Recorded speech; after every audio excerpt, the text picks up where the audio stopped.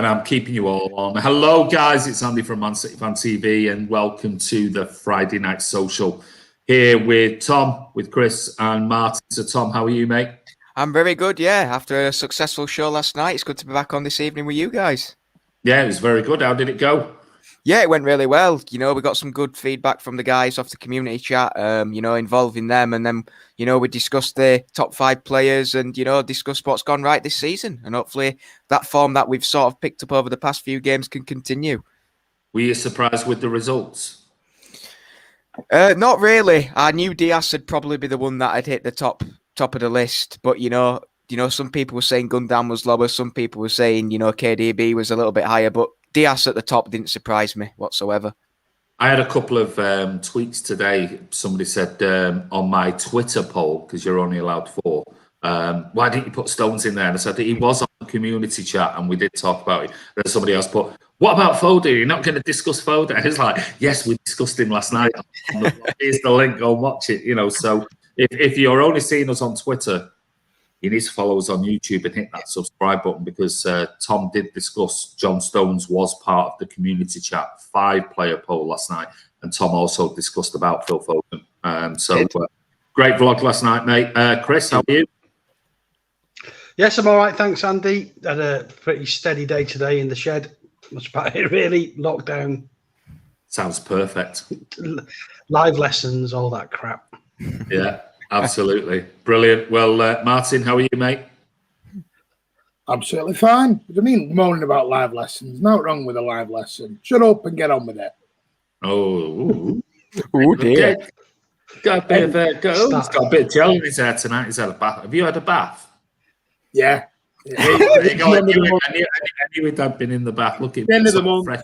No, I feel for Chris. I do feel for Chris. I know what these live lessons are like. They're terrible at the moment. They're not terrible. They're just got to get used to, I think, for people. Yeah, it is. But anyway, we've got some different sort of topics tonight. We are going to do a Sheffield United preview.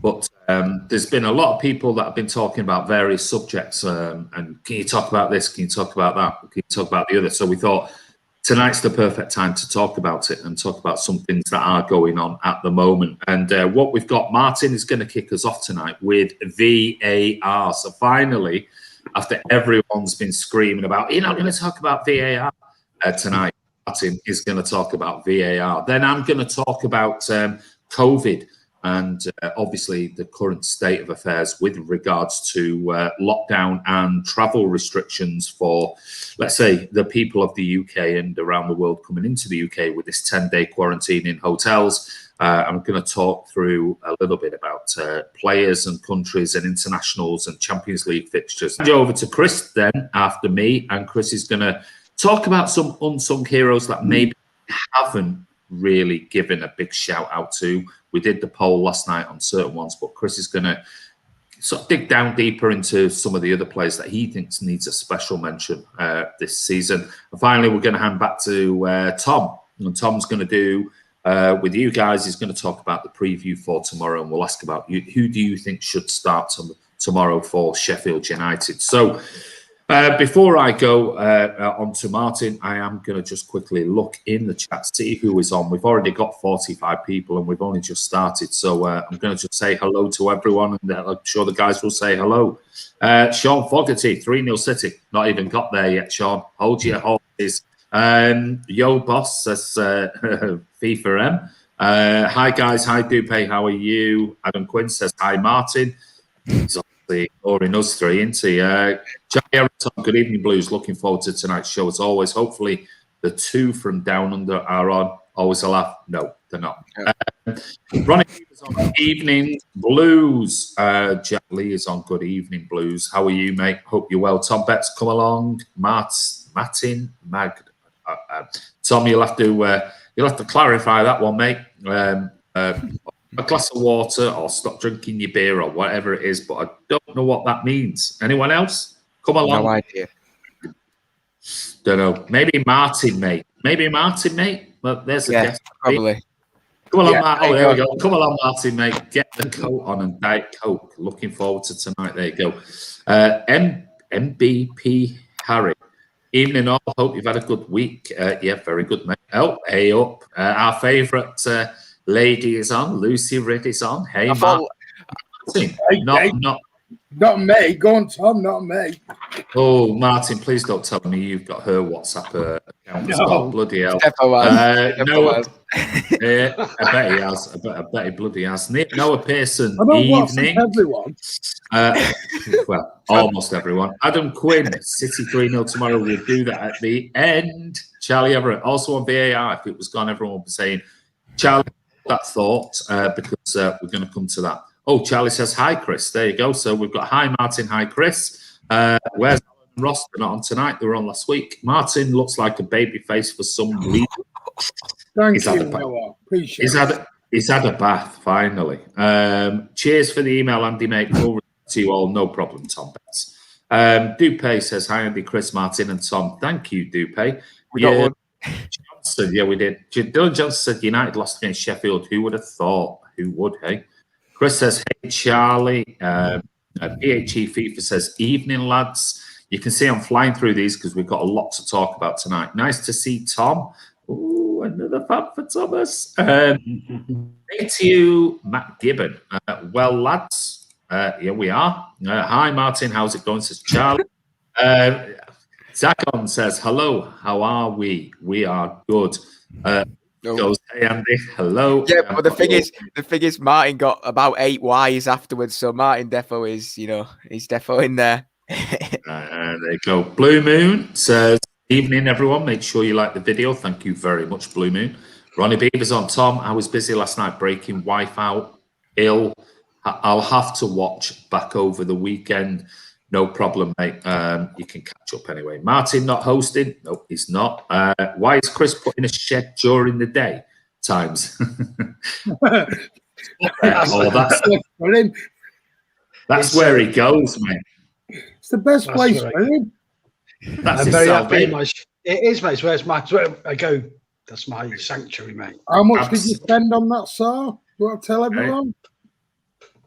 No, you don't need to tell people how much he spends on things, but that's his business, Martin, not everybody else. Chris, but that's your sanctuary, mate. We all need one. Martin looking fresh. There you go, Martin. Andy Mills says, evening, Blues. Hope everyone's keeping well. Let's not talk over each other.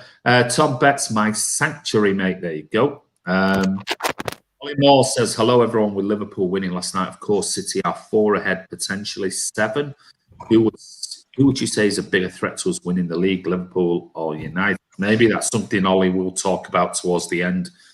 Evening, everyone, says Leonard, he's on. I need one of those. What's one of those? Tom Betts, let us know. Liverpool, says Matteo. In all, Alexander Griffin, how are you, mate? Charlie, it doesn't affect players with quarantine. Well, it doesn't at the moment, but there might be some changes ahead. Hope you're doing good, says Dupe. Don't lose to Sheffield United like Man U did. Tom says, I think the same 11. Can't think to change. Well, have a think about that for Tom's section coming later. Peter Curry's on. Hello, Blues. Matteo's on. Hopefully Ferran gets a start to give him another shot. He's always dangerous when he comes on. Got a large GNC. Let's go. Happy days there, Ronnie Beaver. Cathal Ol Miniane. Is that? And that's completely, obviously, an Irish name that I have completely mispronounced, but Manchester Blue. It totally is. Della Blue, can't believe United lost against Sheffield yet. Who'd have thought? Anybody else? Evening. Nicholas Phillips is on. How are you? Anybody else that missed? Just to say hello. Somebody say, who is C_E1 says, cute hat, Tom. Is that another female admirer of Tom's? Hi, Tom. Good street. There you go. Nice to see you, boys. Shedder says, evening all and Marion. Tom Betts says, can't hang around tonight. Wife wants to watch the catch up tomorrow. All the best, guys. No problem, Tom Betts. Mate, in your bed with your missus. I have a jacuzzi in my converted shed in the summer house. Oh, hey, somebody's bragging. Hello, Chris. Hope you're well, says Jack Lee. We've got Cameron Mackin Dior. Hopefully, Go Boom can score. There you go. Karen's your mate. He is. He is. Anybody else on that we've missed? Abdi says, Tom, my brother. There you go. Do you know what, Abdi? No, I don't actually. Well, you should do, because he's your brother. So long lost family.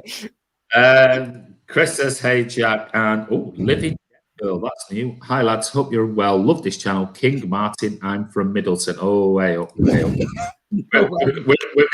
got some fake accounts coming on now, aren't we? We can spot them a mile off. We've been doing this for years and years and years. So Living Dead Girl, that's got to be a fake account. But anyway, whatever. They're from Middleton and loves Martin. Looking forward to a great stream. Ollie Moore, there you go. Right, let's move on. And we're going to start tonight with VAR. Now, everyone's been screaming for about, talk about VAR, Martin, talk about VAR on his vlogs. And so tonight, Martin gets his opportunity to talk about VAR. So, Martin, this is your section. It's over to you. Living Dead Girl says, I'm not fake. Okay. We believe you. Really good opinion. Welcome to the channel. Sorry? She has a really good opinion. That's a surprise. But anyway, over to you, Martin. VAR.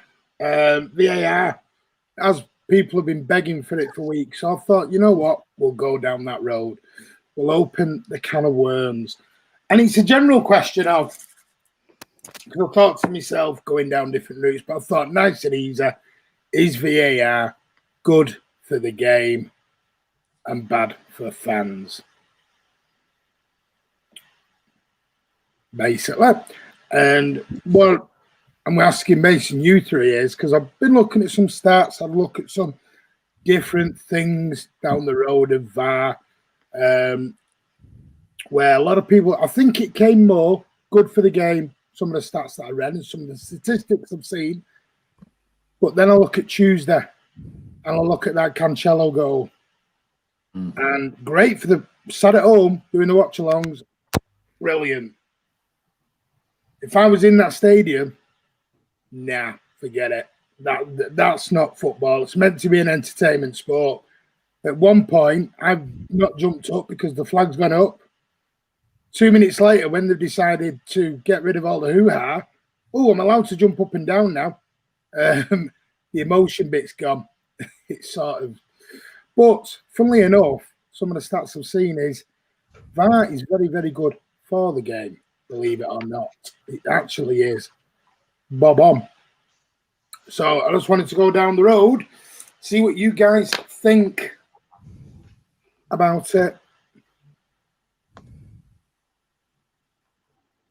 Yeah. Who wants to go first? Go on then, Andy. To you lot, and to also the guys in the comments. What do they think about that? Is it a good thing? You know, because like I said, I mean, I'll give you some stats if you want about VAR.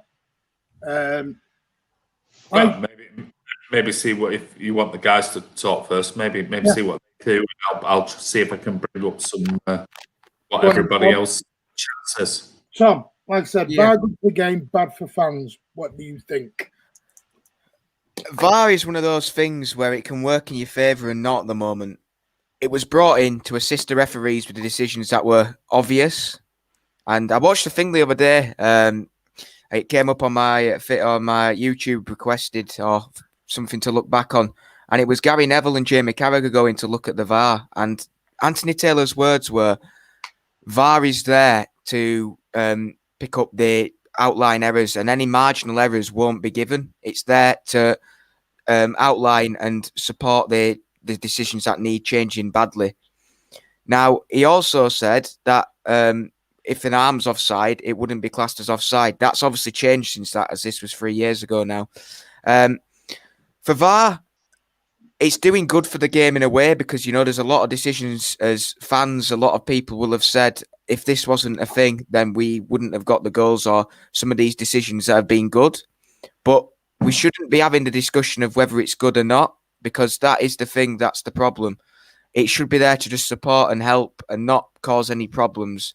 like anything's not going to go, swimmingly well all the time. But we're talking about marginal decisions and blatant errors that in normal football aren't a thing.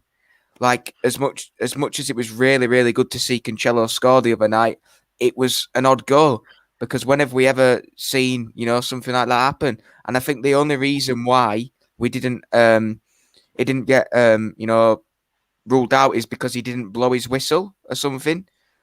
Whoever was the referee was, Kavanagh, I think, or Tierney, whichever one it was, he didn't blow his whistle. Whereas on Wednesday night, United scored a goal because he blew his whistle. It didn't even go to VAR before it went in the back of the net.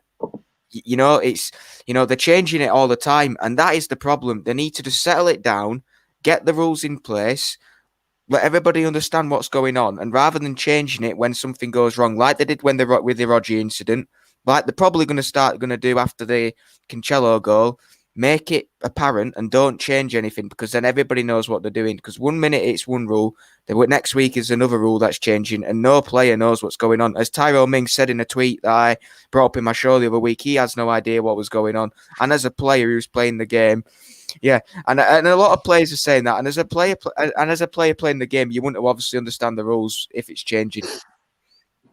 So yeah, that's where I am on it, mine. No, and I get it. On the Mings thing's very interesting because shouldn't a player know the rules? Exactly. I'm really weird on this one because I think Jack Grealish come out with the same. Yeah, he came out with a tweet as well, didn't he? Yeah, I think the full Villa 11 did on that night. To be fair, as Andy and me showcased the other week.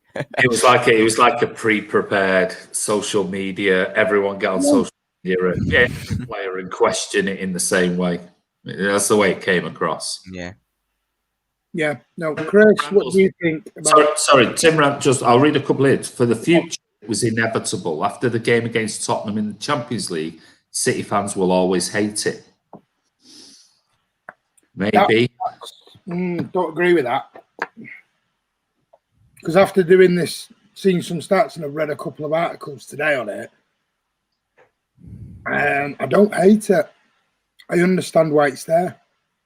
Okay, before we go to Chris then, Living Dead Girl said, I have supported City all my life, 52 years off emotions. Fair enough. Jack Lee says, I can't even celebrate goals anymore. It's a vital part of the game. Perfectly said, mate. I think he's referring to you there, Tom. Leonard said, as long as VAR are consistent by following the rules along with common sense, then I'm okay. Common sense is very subjective, isn't it? It's like what you think is common sense, somebody else might think is absolute garbage. But some good comments on there. Barca are a 1 billion debt. Yeah, I mean, I'm not talking about that at the moment, mate. We're sticking with VAR. VAR, generally speaking, it's very good, says Neil Hanstock. However, the people in control of it need to improve, as do some of the laws of the game. Ollie Moore says, it's a good thing, but these armpit hair offsides are ridiculous. So, yeah, Chris?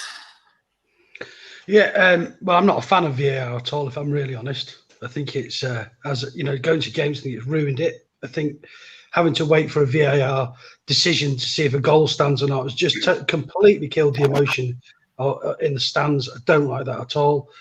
I think things like goal line technology, when that was introduced, it was definitive. It was like, yes, it's over the line, and no, it's not. A great bit of technology that's been introduced. I still think a lot of VAR is done on people's interpretations of VAR's interpretation, whoever's in at Stockley Park doing it. And I don't like it. I don't like it at all. As for the Tyrone Mings thing, I honestly cannot believe that they've changed the law. I just think it's ridiculous. Yeah. If you're coming back from an offside position and the defender in front of you is dilly-dallying on the ball, I'm not saying that Mings was dilly-dallying, but if a defender's doing that, why aren't you allowed to go and take the ball off him? Yeah. Now, it was only for a very short period of time that Mings had control of the ball. He had an option to get rid of it. He should have known Rodri was behind him, for starters. It's absolutely, it's a ridiculous decision by the Premier League or whoever to have decided to ditch it. The goal against West Brom, that was the lineswoman's mistake. She shouldn't have raised the flag. The rules are clear. You do not raise your flag until that section of play is over. So, and we all make mistakes, right? So I'm not going to get on her back. She made a mistake, but as Martin said, if there was a crowd there, it would have taken away completely the what was a fantastic goal by Cancelo. It was an absolute, I'm not saying a worldie, but it was a great finish by him. I think it's crazy, I mean, it's not like we're getting, and people saying that, we've been the beneficiaries of 2 VAR decisions in 2 games when we've scored 2 perfectly legitimate goals.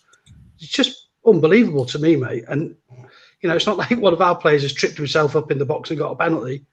That's where VAR's going wrong, is it's giving penalties for ridiculous decisions, But for me, the worst thing about it is that it's ripped the emotion out of the game quite significantly for me. That, I think last year there was a lot of City fans saying, I'm not going back. Yeah. I get what you're saying, Chris, and I'd say I'm a funny one. We'll come to you in a minute, and then I understand VAR, and I think it's good for the game. I think it's bad for fans. But then I think you go into a realm of you've got, and this is no offense to anybody because I know football is very dear. People who go to games are going to have a total different experience than someone sat at home on the television watching it, because they see exactly what's going on. We see nothing in that stadium. And the point is, on Tuesday night, we'd have been more confused than anybody in that stadium of what is going on. The only thing we would have seen, because at the Hawthorns, from where Cancelo scored, the City fans are back up at the other end. So we're the other side of the stadium. All we will have seen is Sean Massey stick a flag up. And we'd have gone, oh, well, offside. And then 2 minutes later, we've got to jump up and down like a total bunch of idiots again. Talk about delayed reaction. I mean, I'd love to know how the players feel about this. Imagine Cancelo there. And he's probably thinking, oh, yes, get in. Oh, right, no, it's disallowed. Okay. And they've all sort of gone back into the positions. And then 2 minutes, you can celebrate now. And you sort of look, and none of the players looked very, with it. Chris, sorry, go on. Just bring you back to the Cancelo thing there. Had Zhao seen the flag go up and thought, oh, that's a shot to nothing, I'll give it a go. Had the flag not gone up, could he, moved it across to the left wing or something, It's just, I don't know, I just find it a bit weird, that decision was a legitimate goal. I do feel sorry for West Brom that the flag went up, but no one was closing Cancelo down. That seems to be an excuse. And another thing I forgot to bring up on VAR that I hate is the offside rule, right? You got these tiny, tiny, thin lines telling you whether somebody is offside or not. And like Tom said, by the hair of an armpit or something like that. Before VAR came into it, whether it was match of the day or anything like that, it was always decided on where the feet of the player were. And they used thicker lines, it was like, he's levelish. It's become so precise. It's a millimeters distance as to somebody's offside or not. I just don't agree with that at all. One thing I will say, did anyone enjoy the Cheltenham game on Saturday? The fact that there was no VAR. It was like old-fashioned football, and maybe, one of them goals we scored might have been offside and ruled out. But see, I'm a believer. Like I said, VAR to me is very good. I think it does. It improves the game.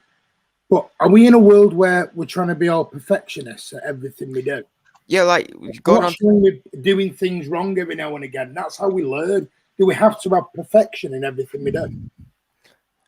Yeah, going on to that point, Martin, just quickly before I go over to Andy, it's a natural habit now. I didn't even celebrate I don't know which goal it was against the Cheltenham game, because I was like, oh, that looks offside. I won't celebrate because VAR's coming in. And then I remembered that we were at Cheltenham and I celebrated it because it didn't get ruled out. But, you just have to, it's just an automatic thing now, isn't it? You're thinking VAR's going to rule out your goal, so you don't celebrate. Yeah. Go on, Andy. Let you throw 2 pence in. I echo everything everyone's saying on here. I am split with it, and I do think trying to look from the outside in rather than being emotional about the VAR and everything else, because it does drive you mad on occasion. Trying to look at it from afar, you look at rugby. Rugby has it, and the way that they use it for for tries and things like that, and it works perfectly fine. You've got tennis with Hawkeye and other things perfectly fine. Seems to work well in even in football in other countries. It just doesn't seem to work well in the Premier League, and that's my concern. Which to me is if all European countries are saying on the whole that it works well, and other sports are saying it works well, why is it not working well in the Premier League? And it comes back to for me, in Europe, it seems to be that they all follow the same rules. You only have to listen to what Pierluigi Collina, the referee, the head of refereeing in the world, we at the last World Cup or European Championships, he wouldn't allow English referees to referee because they've not been using VAR at the time. Yeah. And said, we can't use you again at the next tournament because PGMOL want to change rules that I think they had something like the goalkeeper on the line had to stay on the line, or one could have 1 foot or something like that. Where in the UK, for the Premier League, they wanted to change the rule that said, yeah, well, it's a rule, but we might not enforce it. It's one of those on the day. And they said, well, if you're not abiding by what European PGMOL rules are, let's say, for example, your referees can't referee in the European Championships or the World Cup. You've got to be following what VAR is across what everyone else is doing. And I think somebody else mentioned about the number of rule changes. I think, Chris, you said about now they've changed the rule because of the Rodri incident. And I agree with Jose Mourinho on that. The fact that I think I said it on the vlog the other night, Jose Mourinho says, how can you change a rule halfway through the season? No. It don't make any sense, because that does obviously offer an unfair advantage, because let's imagine next week as somebody else, another team's player is in the same position as Rodri through smart play and through a lack of situational awareness by a defender like Mings, who didn't know that Rodri was behind him and didn't bother to do the right thing, which was clear it away and clear the danger, but decided to have a very poor touch. When somebody can run 10 yards and take the ball off you, pass it to somebody else and they score, well, that's negating the opportunity for another player next week or to do the same thing halfway through a season, where if it's done at the end of the season, everybody for next season knows that's just the way it is. So for me, it's a right load of bollocks. It's absolute bollocks. For me, the PGMOL and the Referees Association, everything, they're making things up as they go along. And that's the problem. They're reactive. They're very reactive. Yeah. Instead of, how many changes with VAR was introduced last year, and I think from the start of the season before, within 2 months to the September, there'd been 12 rule changes because of incidents VAR had pulled up. They changed the rules 12 times or 12 times within 2 months of the previous season starting because of VAR. I mean, that's not right. That isn't right. I mean, it tells you that VAR is wrong or their rules are absolutely nonsensical. You can't make 12 rule changes. When was the last time prior to VAR being introduced did you see so many rule changes? No other sport does it. When have we seen so many rule changes come into play? We've had. If I ask you the question and I ask the people on it, what was the last major big rule change in football? The goal line technology rule. That's about it. But that wasn't a rule. That was just brought in to assist the referee with whether was it over the line or not. You're going back to, I think we've changed the offside rule maybe a couple of times. Yeah. The last major thing was, it was from kickoff, wasn't it? You could just kick it back and a player didn't need to touch it to each other. And prior to that, probably the biggest one was the keeper couldn't pick it up from a back pass. Yeah, we've had something like last year, 12 changes in 2 months. Now we're having all these changes halfway through the season. It's like, hold on a minute, who's reacting to who here? VAR supposed to assist, not change the whole laws of the game. No. It's madness. It's a lot of its reaction because Tom said about the goal line technology. That came in a lot because of Frank Lampard's goal for England against Germany, and everyone had uproar, and they all went back, okay. Following but that you're gonna have to roll in goal line technology. Yeah, I know, but that makes sense though, doesn't it? Because it was always in tennis prior to that. Yeah. For years and years and years. So it made sense to assist the referee. How's a referee going to see whether that's over the line or not? It's a split second when it hits. You're not going to be. The referee said it was the linesman. That's the linesman who should have. But if a linesman is keeping up with play and the defence is on the D of the box. And Frank Lampard hits it from 25 yards away. Well, he's keeping up with the line on the box. How's he supposed to see at an angle whether the ball is hit?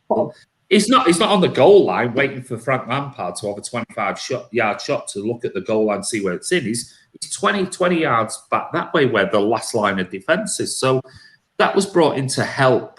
No, but it was done on a reaction, wasn't it? It was reactionary to an incident. It was. A lot of these silly rules are done by.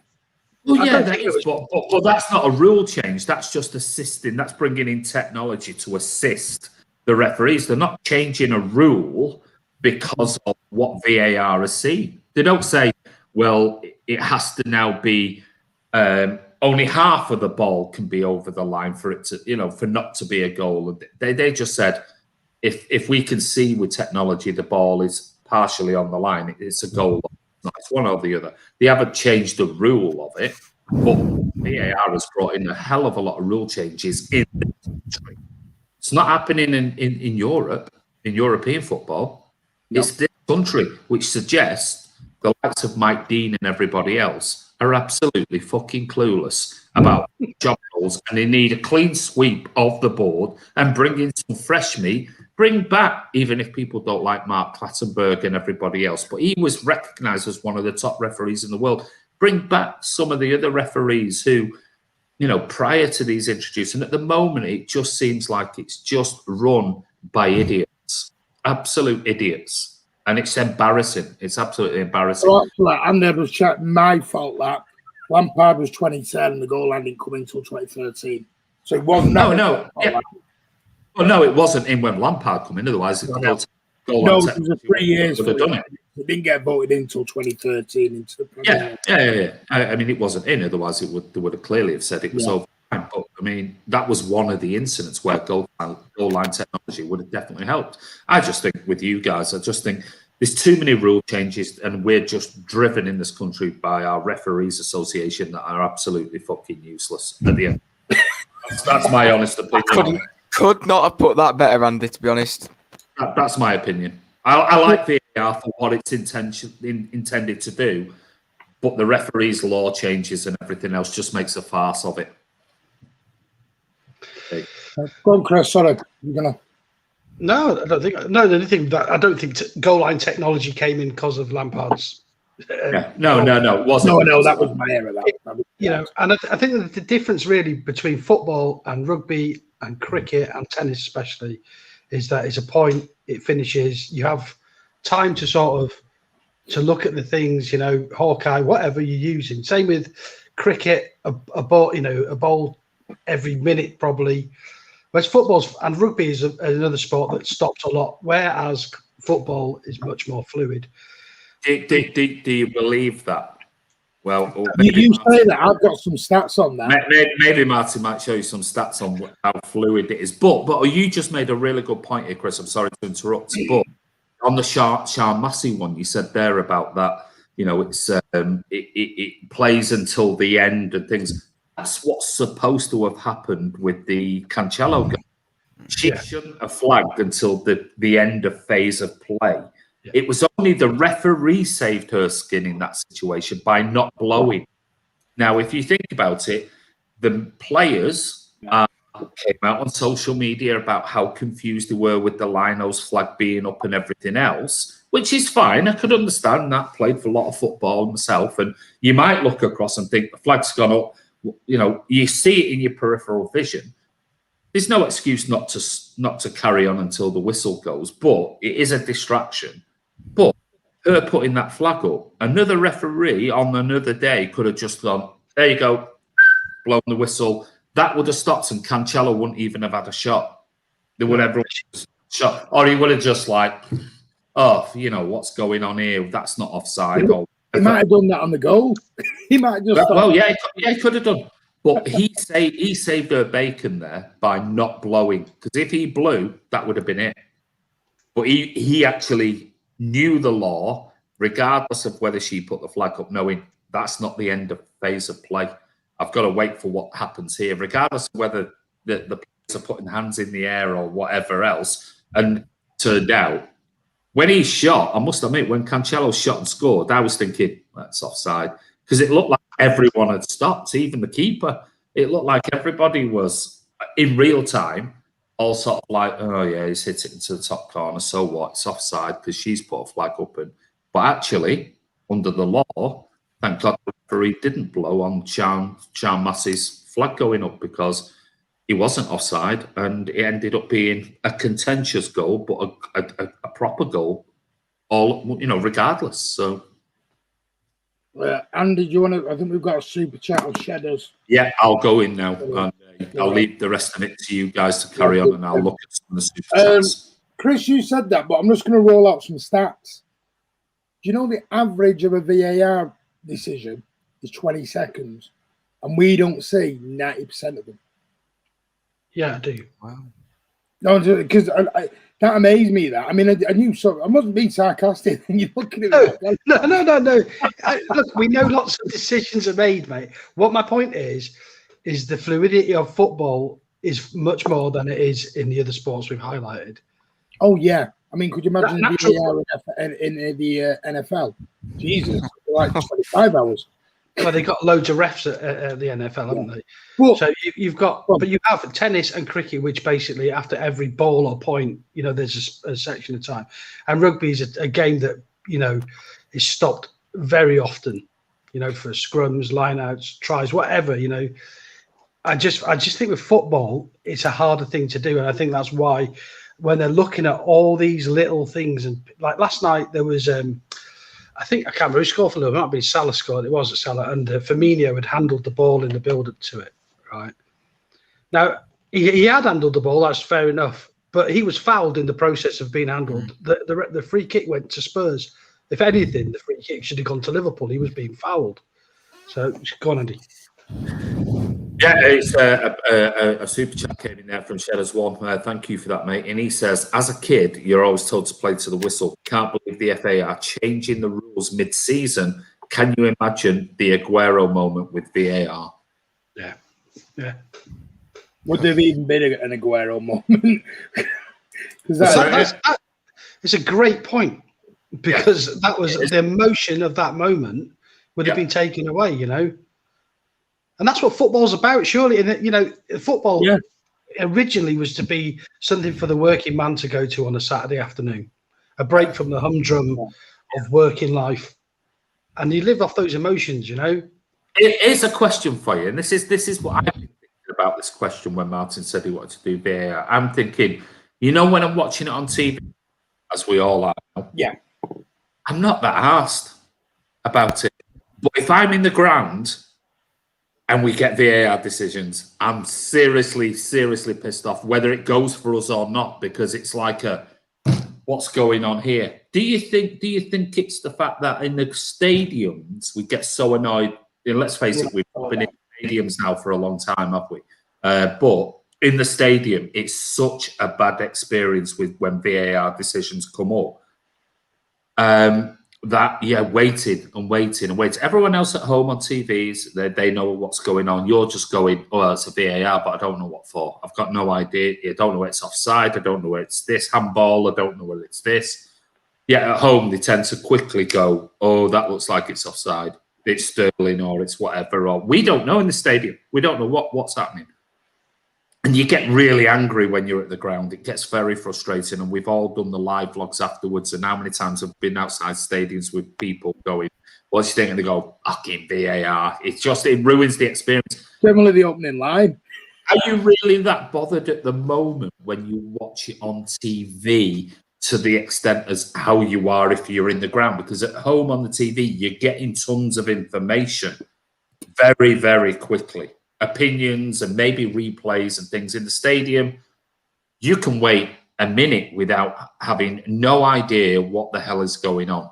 Do you think if in the stadium you've got a little bit of something like you do on TV at the moment, it would possibly help with the experience in the stadium? Because let's face it, it's not going away.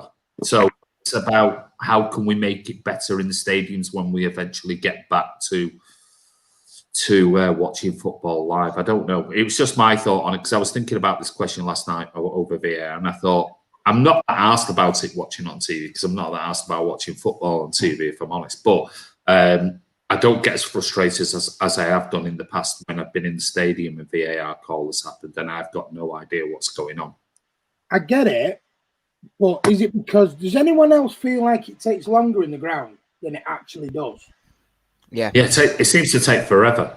But it isn't. It doesn't actually take forever when you think. Yeah, but the difference being is that it probably doesn't take as long, but when you're watching it on TV, they have replays that they show you that in the ground they don't show you. And you've got commentators going, he's going to look at Sterling. It's Sterling who's offside there. And because they've seen something and they tell you what's happening in the ground. You have nothing. You have absolutely nothing. And you know what 20, 30 seconds of nothing is. It's nothing. But on TV, within 10 seconds or so, they can give you a clue of what's happening and why the VAR or what is going on. In the stadium, you get absolutely nothing. Nothing. You don't even get the VAR thing until about 20 seconds later. No, you should do what they do in rugby. You can hear, you should mic up the referee. That's a different different debate, I know. And I will say, one thing I do like, I mean, I'm not a rugby fan, but I've looked into this today. And you know, the one thing I've noticed about referees in rugby and referees in football, referees in rugby don't walk around thinking the bloody celebrities going, look at me, I great, and this, that, and there are a few. There are a few. So you tell me, is there a Mike Dean referee? There are a few international referees who they are indeed.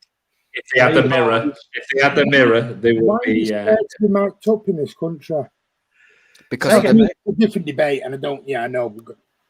Like I said, I think it's very good. I think it's a total different experience for the match-going fan. But I also do think it's like anything new. You made a point to me about something else in the weekend is people don't like change. No, we don't. Yeah, it was a big change, and we are creatures of habit. Yeah, humans don't like change. Of habit.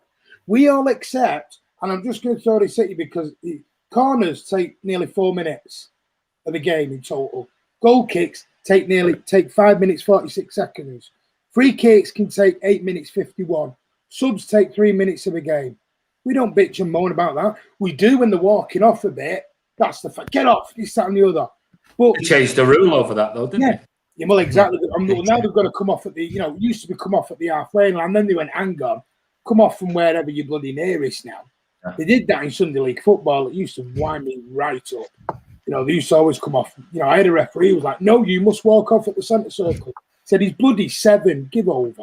But we're creatures of habit. We don't like change. It just is, I think it's built within us. Leonard thinks it's about, he said, don't think VAR is a bad thing, but people who implementing it are either incompetent, I'm guessing it's more along those lines, or biased towards United and the Dippers, probably as well on that one as well. We used to have 5 officials in European competitions. Yeah. Well, didn't we all used to complain about the person on the line? Oh, the guy with the stick. The goal. And what did they ever do? I mean, not that we ever heard on their microphone what they said, but maybe we should have done, because everyone just thinks they were there and never made a decision on anything. But Do you know I never noticed them at the Etihad? Did anybody else actually notice them? I never noticed them. I knew they were there, but I never noticed them. I tend to watch the game and not look at the linos. But Tim Smith says, if the ref and the linesman don't know the way a foul is or offside, is there in the wrong job? AR is making the ref's job easier. I think I get what you're saying there, mate. Is that is it his responsibility being passed over to VAR and the refs and the linos know that? And possibly, but that's what happens in technology sometimes. That's just a natural thing that happens. Peter Walton has all the answers. Yeah, I mean, yeah. Quite frightening. Anything else you want to talk about on VAR before we move on to the next little bit then? Chris, was you going to say something? Is there anything else? No, the only thing I agree totally with Andy in the fact that in the stadium there is nothing to tell us what's going on. That's where the frustration lies in that. And something needs to change with it. Now, I don't know whether it didn't come in because Liverpool and United were the only two clubs not to have screens. If that was the reason, so we're bowing down to those two pair of clowns again. Good point,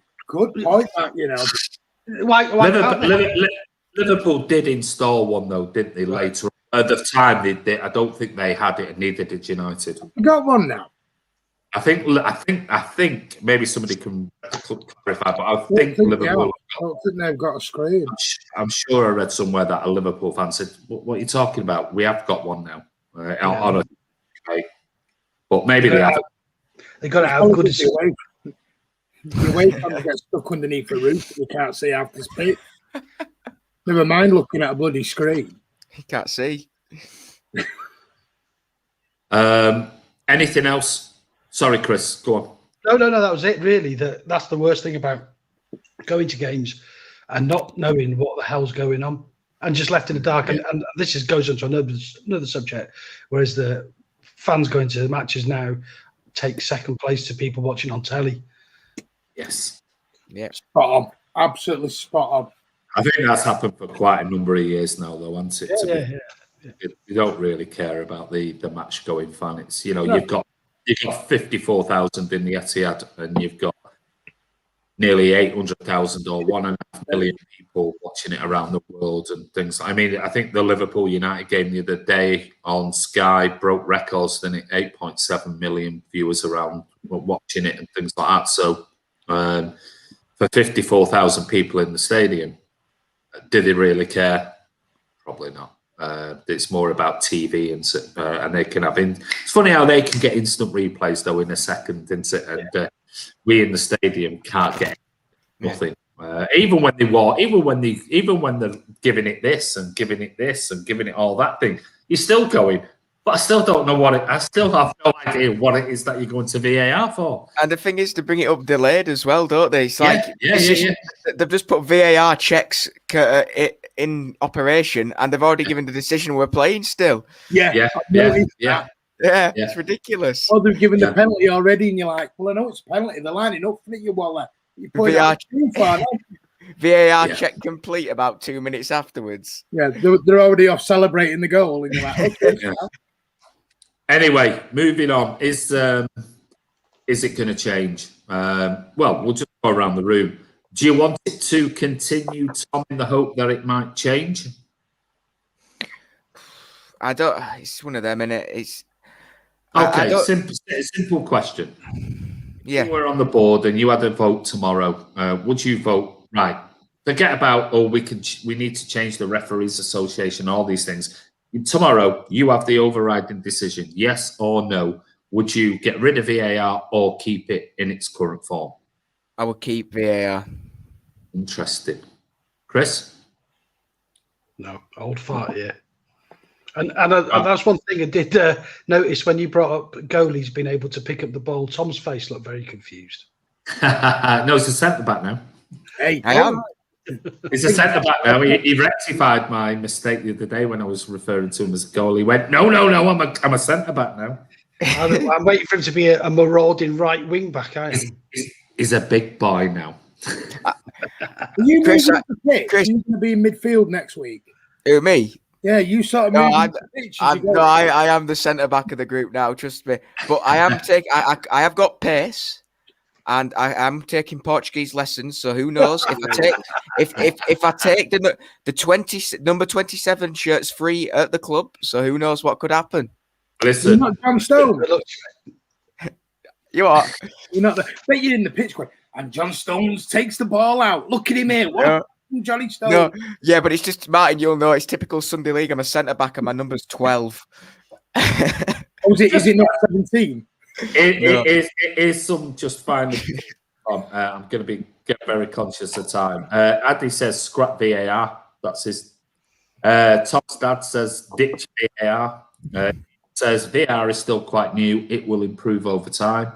Andy Mills says sack off VAR. Game is better without it. He's with you, Chris.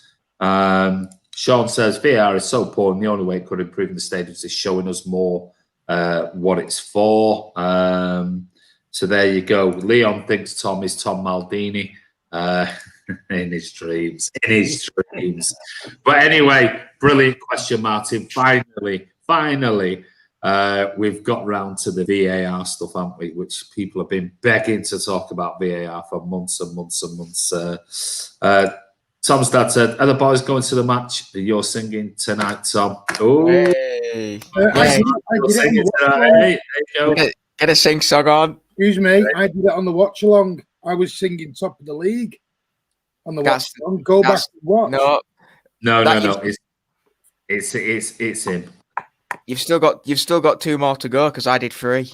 I did 3. He did. Oh, we are top of the league. We are top of the league. We are top of the league. 3 verses. Exactly. Count, Well Martin. Ronnie B. I'm going to give Ronnie Beaver the last comment on VAR. He says, like I said earlier, it has improved all over Europe, but not here. That says it all, doesn't it? If it works in Europe and it works, everyone in Europe says it works perfectly fine. Why is it not working in the Premier League? So there you go. That's VAR. Hopefully that's satisfied everyone and we can not talk about VAR again. So maybe next season on there. But anyway, Tom's dad wants to do 1 each. Come on, boys, the 3 tenors. There you go. Bloody look like the 3 tenors. You speak for yourself. But anyway, moving on. Stop talking over other people, you. Wind it in. Right, moving on to the next subject because we are. That was a good 50 minutes worth of VAR. We're going to move on very quickly. This is just a quick short session. I wanted to talk about this because this is something that we were discussing on WhatsApp and something that's come to light, obviously, in the recent few days, and that is obviously the travel ban that everybody, the general public, is now going to be facing. And we've had Priti Patel coming out saying, yeah, actually under legislation now, it's illegal. You should not be booking holidays because you come from these countries and you must quarantine at the cost of £1,500 in a certain hotel, etc., etc. But the thought is well, okay, if that's the case and that's mandatory for the general public, and they have been very, very strict with this. Now, I do understand that there are exemptions for sports individuals, but what are your thoughts on the fact that there are international games coming soon, and we have quite an international squad? Now, I'm going to just quickly go through these, and I'm going to leave it for you 3 to debate. And so, at the moment, on the UK's banned list, which means not banned list, but quarantine list, I should say, to be correct, there are 33 countries whereby if you come into the UK from one of those countries, you will automatically have to quarantine for 10 days in a selected hotel. And they're saying the police will escort you on coaches to that hotel at your own cost of £1,500, £1,500, and you are forced to quarantine on there. So there are 33 countries on that list. So I thought, well, let's have a look at the players we've got, international players that potentially might want to go overseas on international duty in the coming months. Now, we don't know when this ban or this quarantine will finish and whether it will change in the near future. However, let's just quickly run through the list and ask your thoughts on it, because is it fair that everybody in the UK is not allowed to travel, and they've put these restrictions on, very, very strong restrictions with regards to 10 days of quarantine at your own cost of £1,500, considering people work overseas for a living, me, for example, etc. So does that mean every time I come back from overseas working, I have to quarantine myself for 10 days at the cost of £1,500?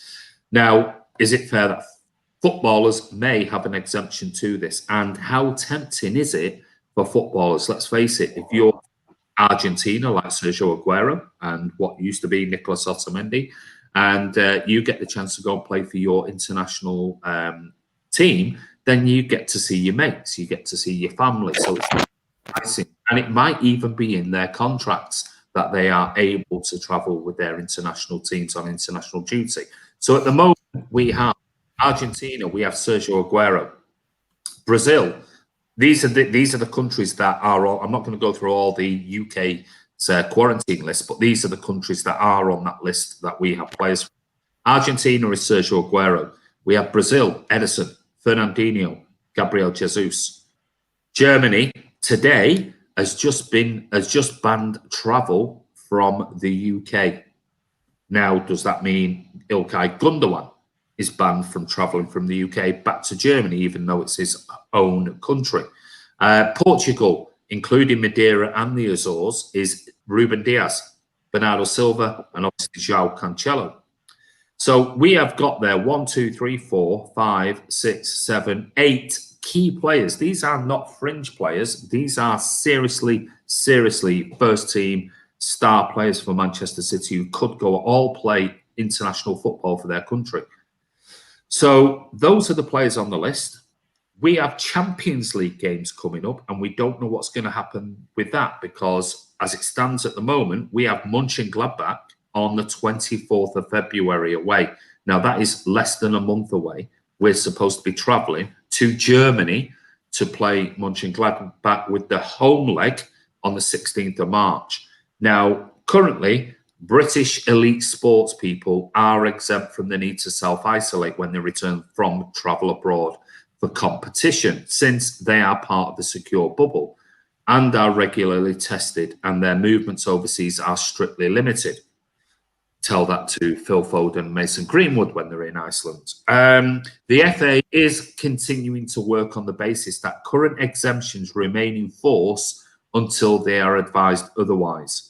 Germany is planning on a blanket ban on travellers from Britain, Portugal, Brazil, and South Africa as European governments ramp up their restrictions to curb the spread of new coronavirus variants. Berlin is looking to press on with the near total ban, despite no formal decision being taken by the EU on the matter. EU Home Affairs ministers held talks today to discuss a more coordinated approach to international travel. And yesterday, the German Interior Minister said, to protect our population, there should be no entry from anybody from regions where these variants of the virus are rampant. Well, the UK is one of them. We cannot expect a European solution that meets our expectations anytime soon, so are preparing national measures. Other EU governments have announced their own measures to tackle the spread of the new virus, including the mutant strain discovered in Britain, and Belgium last week barred all non-essential travel in and out of the country by land, air and sea. And the Netherlands, Nathan Ake, introduced a ban on inbound flights from the UK, South Africa and South America. Portugal, which is currently one of the world's worst hit states, said it would close its border with Spain for 2 weeks starting from today.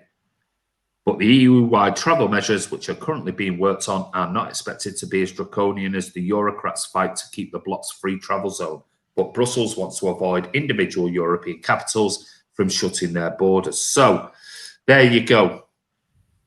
Where is this going to leave us when it comes to international football?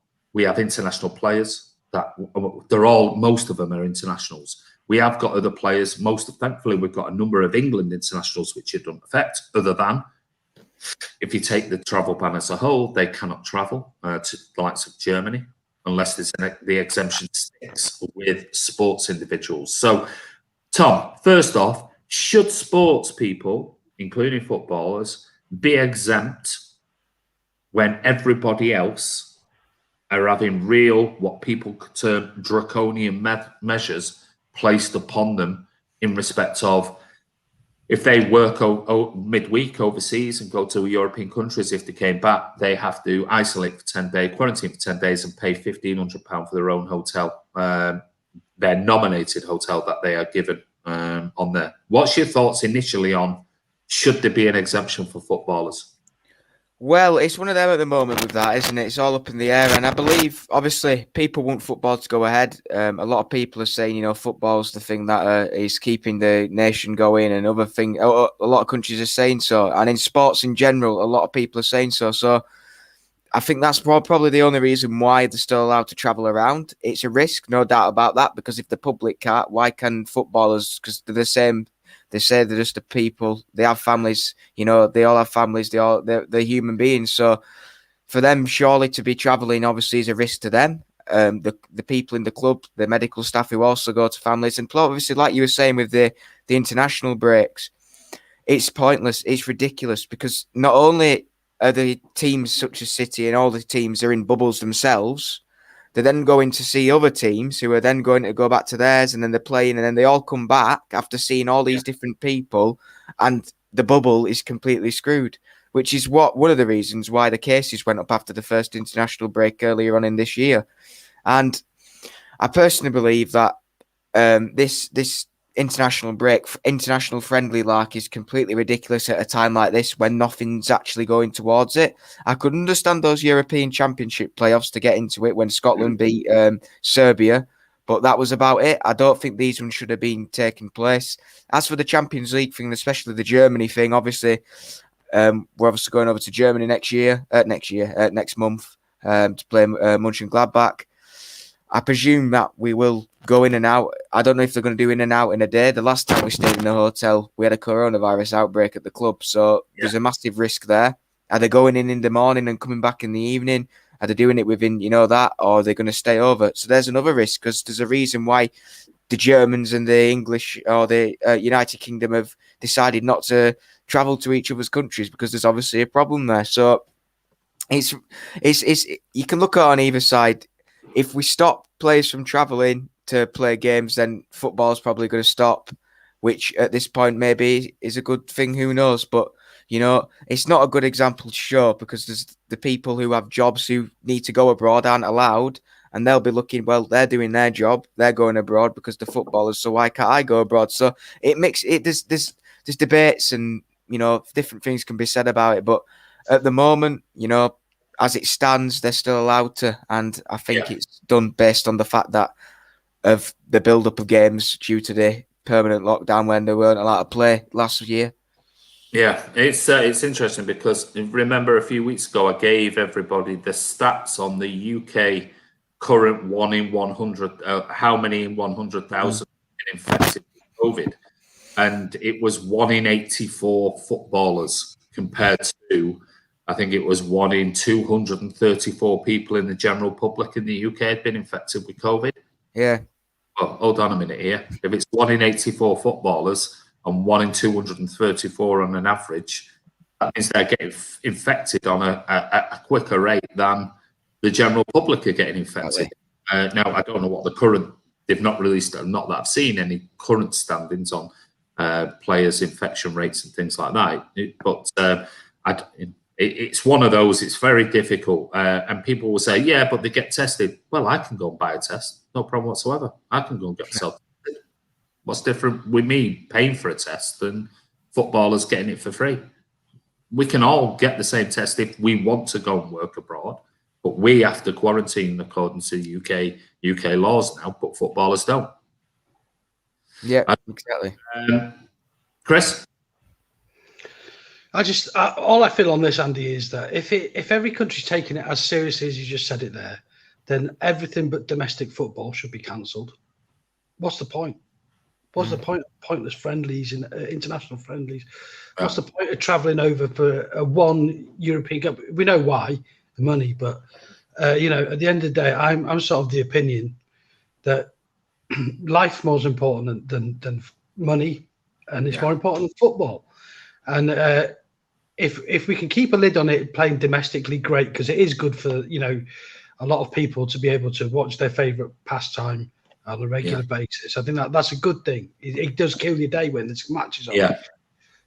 But why we have to travel abroad, you know, I don't understand it at all. And I just like to see it all non-domestic football cancelled until, you know, as a not just as a nation, but as the world gets a control of the virus.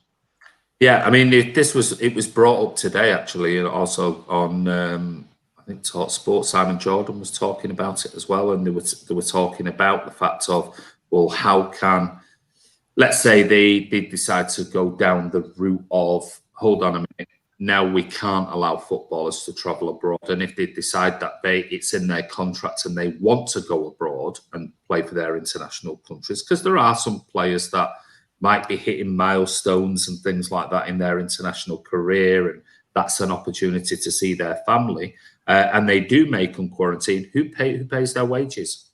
Yeah.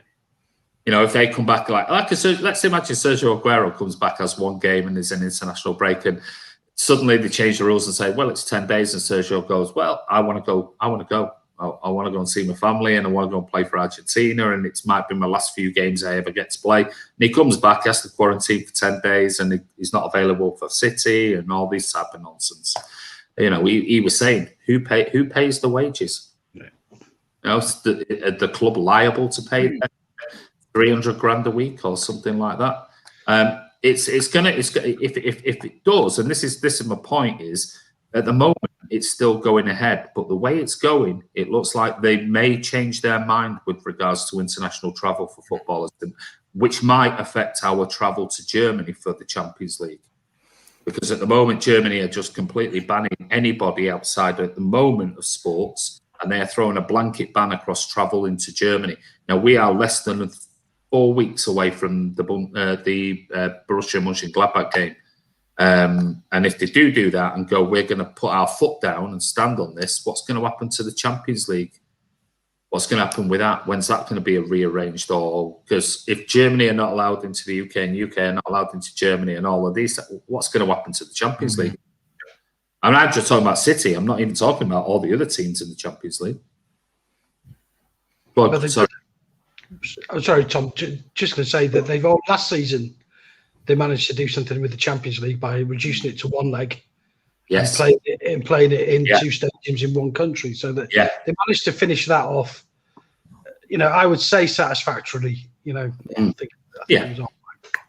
So there might be alternatives to, maybe we might see a change to the Champions League now rather than a two-legged affair. If it continues, maybe we might see a one-legged tie coming up in the near future if governments are that strict on international travel for everybody, not just the general public. Go on, Tom. Yeah, just quickly before you go on to Martin, Aubameyang's struggling to get back into the country. The last time I saw, he's obviously not been allowed back in after going over to sort out some family problems. So his mother's poorly. Yeah, that was it. So that's one of the biggest examples in English football at the moment of someone struggling to get back because of the rules of whereabouts he's coming from. So it'll be interesting to see the outcome of that and what will be the outcome of English teams going out to face the European sides and what will happen with that, because maybe they'll be given if you go out, then you'll have to self-isolate when you come back or something, or God knows what's going to happen. But if one person's not allowed back in the country, the amount of staff and players we have as a club, personally, we take a full plane load everywhere we go because of everybody that we have. So it could be quite interesting to see what happens with that. It is. It's going to be very, very interesting what happens over the next month. And I think everybody might say, well, this is out of our remit and things like that. But this could affect games coming up in the Champions League and international. And today, I think they turned around about the Euros, that it's going to go down from what was originally 12 countries. It's only going to be 4 countries maximum now. But the UK, Wembley is going to hold the semi-final and the final for the Euros. But there is only going to be 3 other countries that are going to allow at this moment in time for games to go ahead. where it was. They were looking at a 12-country tournament. That's not going to happen anymore. They said it's going to be a maximum for England at the moment. Is definitely going to be the semi and the final. Well, at the moment, with the way the UK is, they're going to allow it to go ahead. I mean, it's going to be interesting what will happen in the next few weeks. Martin? Yeah. Should it be cancelled? Yes. Will it? No. No. It's not going to be cancelled, unfortunately. Because like what Chris says, and you said, if you cancel one, you're going to have to cancel all European stuff. Yeah. And I think the problem is now, I don't think, I mean, we don't know what's going to happen with the Euros yet, but as of right now, the Euros are going ahead, like you said. Yeah, they are. Yeah. So they can't extend the season like they did last year. We're in a basically now a never situation. The season has to continue, or we don't get it finished. Something has to go. For us to stop, the Euros have to not go ahead.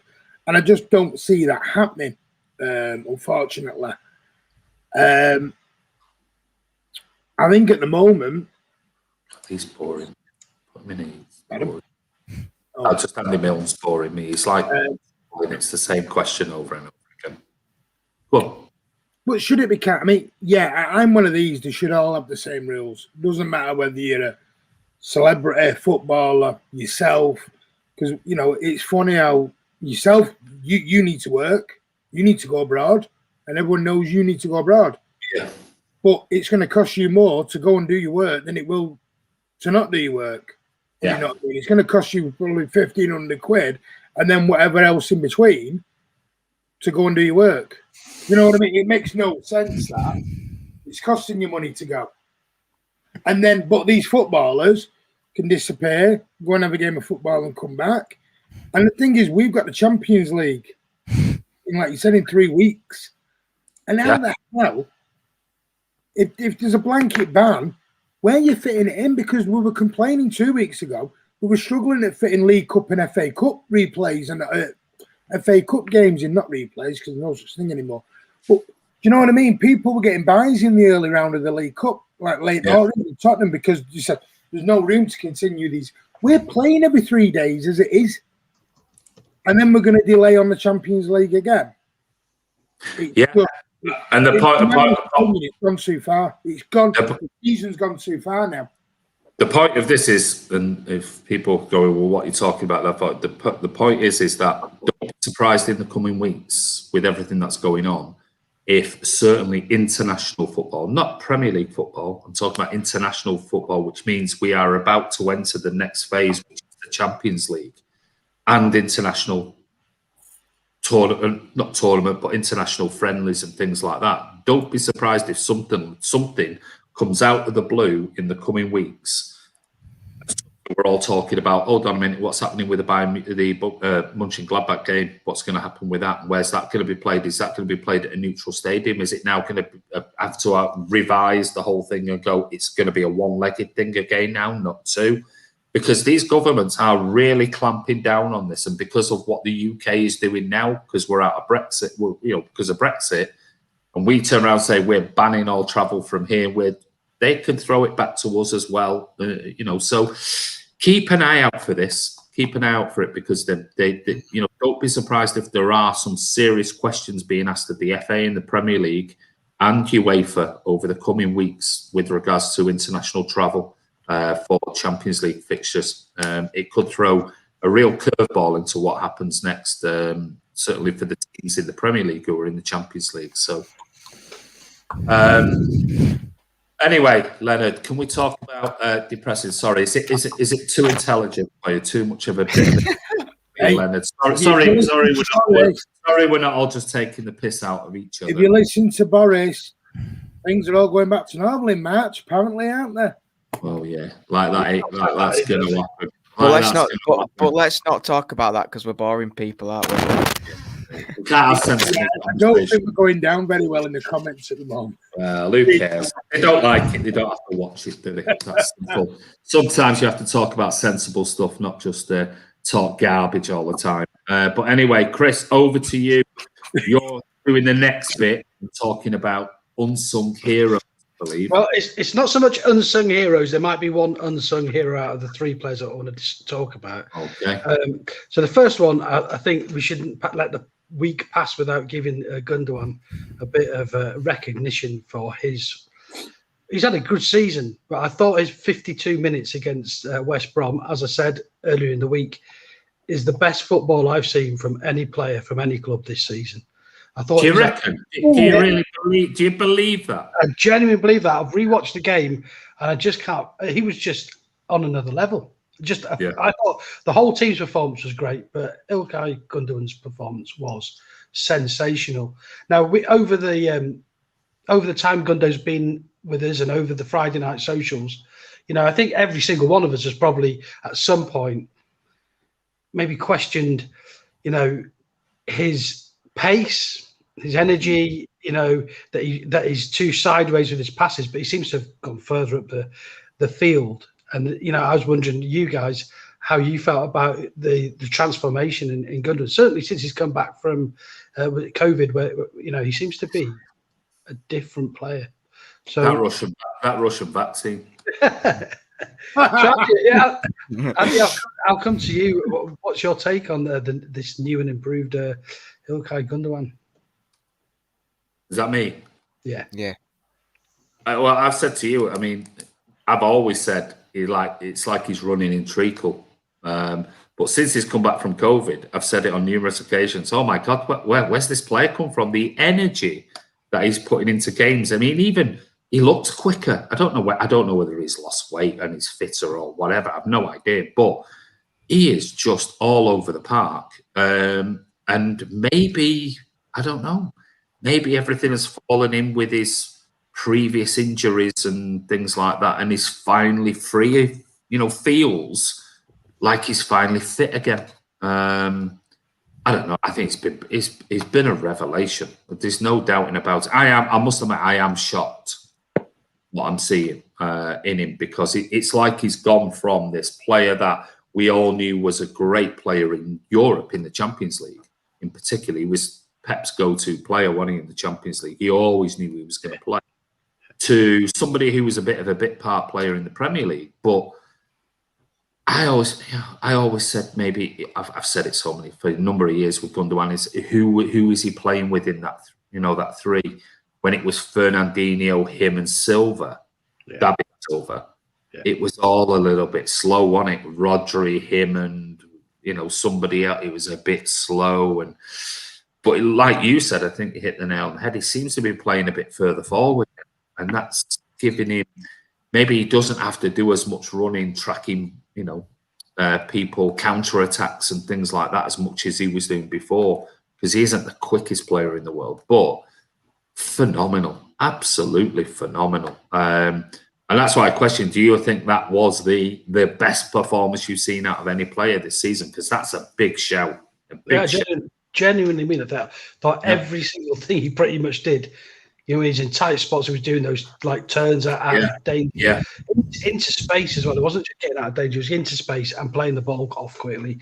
I thought he was brilliant. His goals were a good finish. The first one, and the second one was just tenacity. And for me, we talked about who was going to replace Kevin De Bruyne. Well, I think that was somebody replacing Kevin De Bruyne. I think he stood out that much. I really do. That was a great point. You may be right there. You may be right. It's a good point. But how old is he now? How old is he? About 30, 31, something like that. 30 or 31. So I mean, he still potentially stays fit. He's got another in that position for another 3 years, maybe 2-3 years at that top. Maybe, I don't know. Not if Martin has anything to do it. Once you hit 32, that's it. Oh yeah, God, no. MLS. He'll be gone. Well, the MLS for you. Yeah, he'll be on the transfer list with Ferner and Bernardo Silva and everyone else, won't he? Jesus. I think. All right, calm down. I think he's been a revelation. I do honestly think he's been absolutely brilliant. And I don't know what it is. Maybe it's his more attacking position he's playing in and things like that. But I agree, he's been absolutely phenomenal. I mean, I never thought I'd seen him score. What is it? Seven goals he's got. 7, 8. Frightening. Been brilliant. Tom? Yeah, I'm impressed with Ilkay. You know, like I said last night, in my opinion, I think he's been our second best player this season so far. He's absolutely unreal, you know. The most goals for us this season in the Premier League, Ilkay. And, you know, he's pulled it out of the bag in the most important times, you know. I believe that he has taken under his belt that he's always up there if the top performers of every single game he's played. You know, we've got this Ilkay that can finish now, as well as assist and be so good on the ball, which is also pretty vital for a team who at the sort of the start of his form were struggling for goals, and he was picking out getting the goals for us to sort of carry us on our way.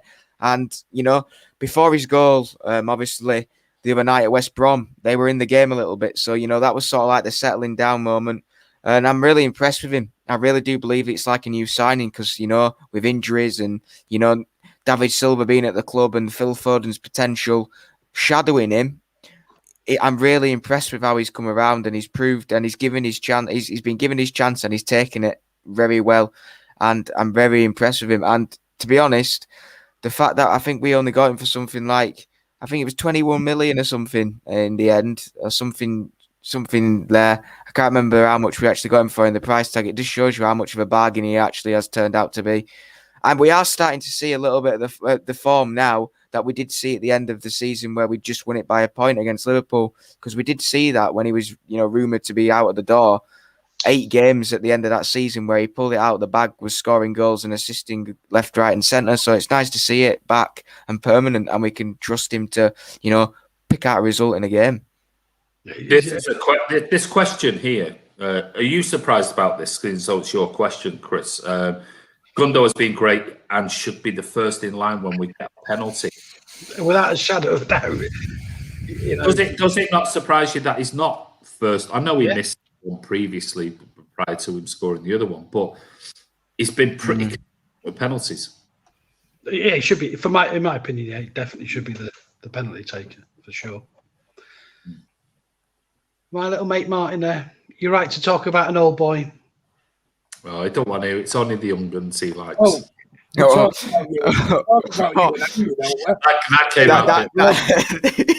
Me and some of the youngsters at the channel and you and Andy bye soon.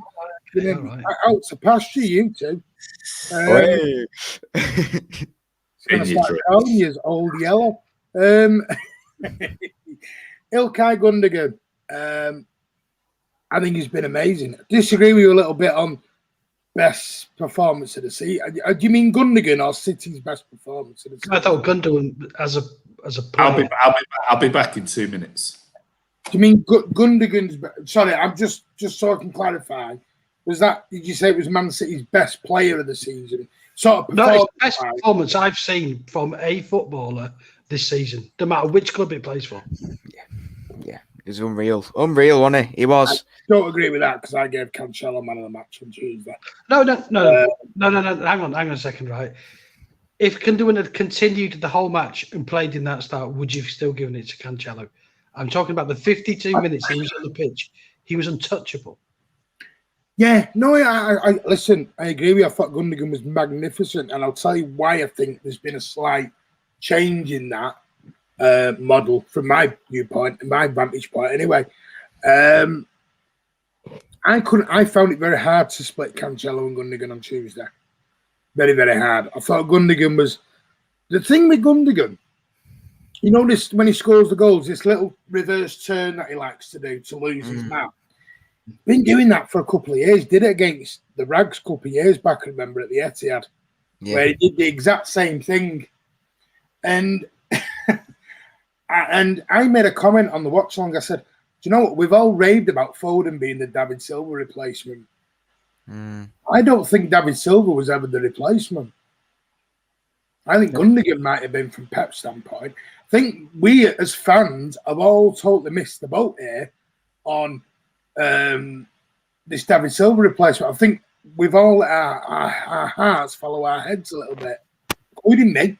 We've all gone down this road of, Foden's going to replace, Merlin, definitely.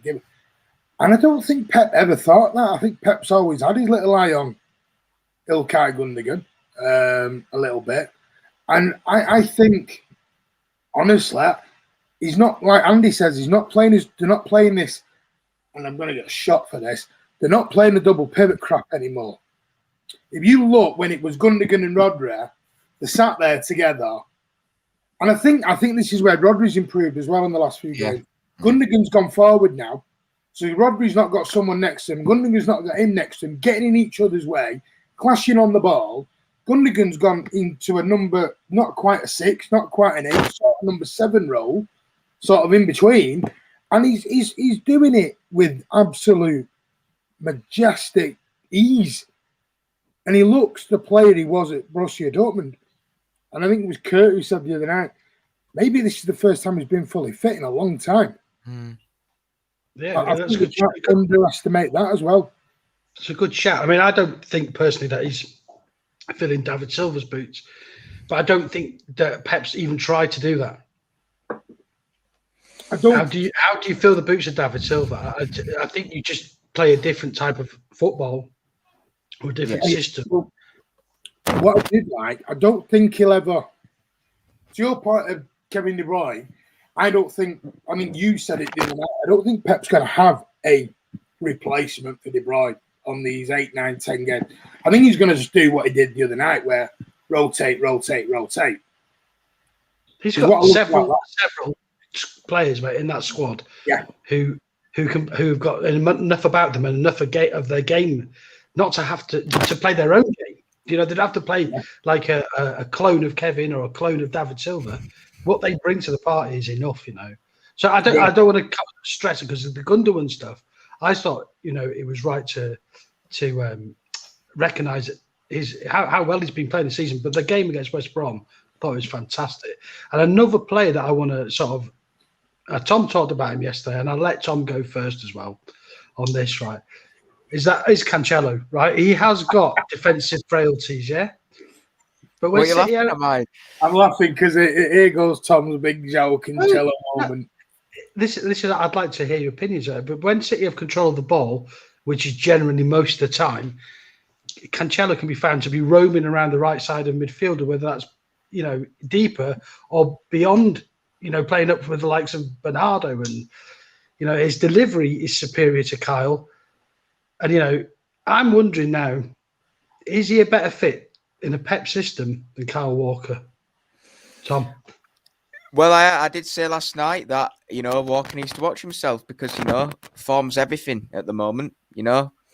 At the moment, Cancelo's playing perfectly into a defence that's conceding hardly any goals. We have to remember that. He doesn't look a weak point in the defence whatsoever. And I believe that the attacking threat he also gives to the team as well is unreal. You know, you have to look at the crosses, but also the defensive, you know, capabilities he also gave. You know, there was a chance on Tuesday night where he was in the sort of like halfway. He was on the halfway line, just sort of central, and they were attacking, and he sprinted over, managed to get the ball, and then within 2 seconds the ball was in the box on Gabby's head. Unfortunately, couldn't finish it. But, you know, this season he's impressed so much. You know, I've always said that he would come good, and he does fit perfectly into a Pep football. You know, last season we did struggle with injuries. You know, we had hardly any.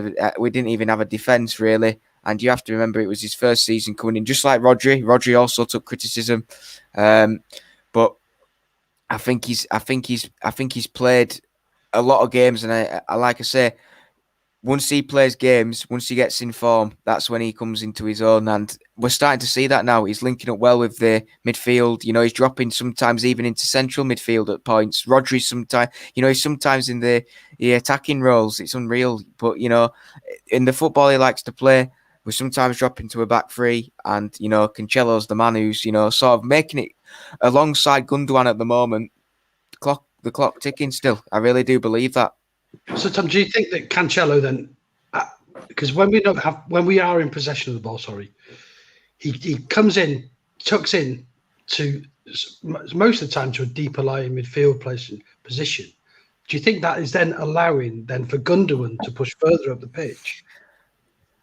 I believe so. I believe so because Cancelo covers that.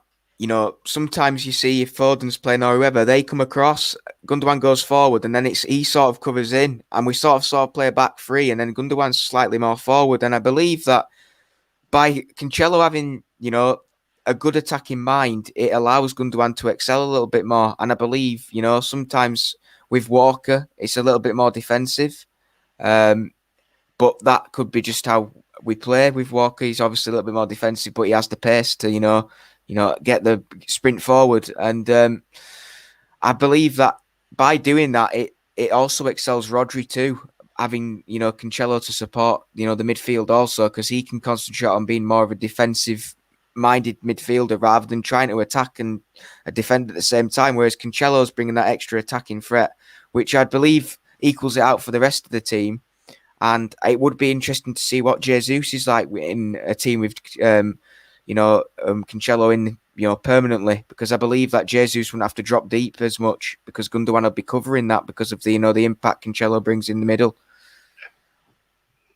Martin, your thoughts on Cancelo? I'm torn a little bit because I think he's a very, very good player. Respectfully, I disagree with Tom on the Walker thing.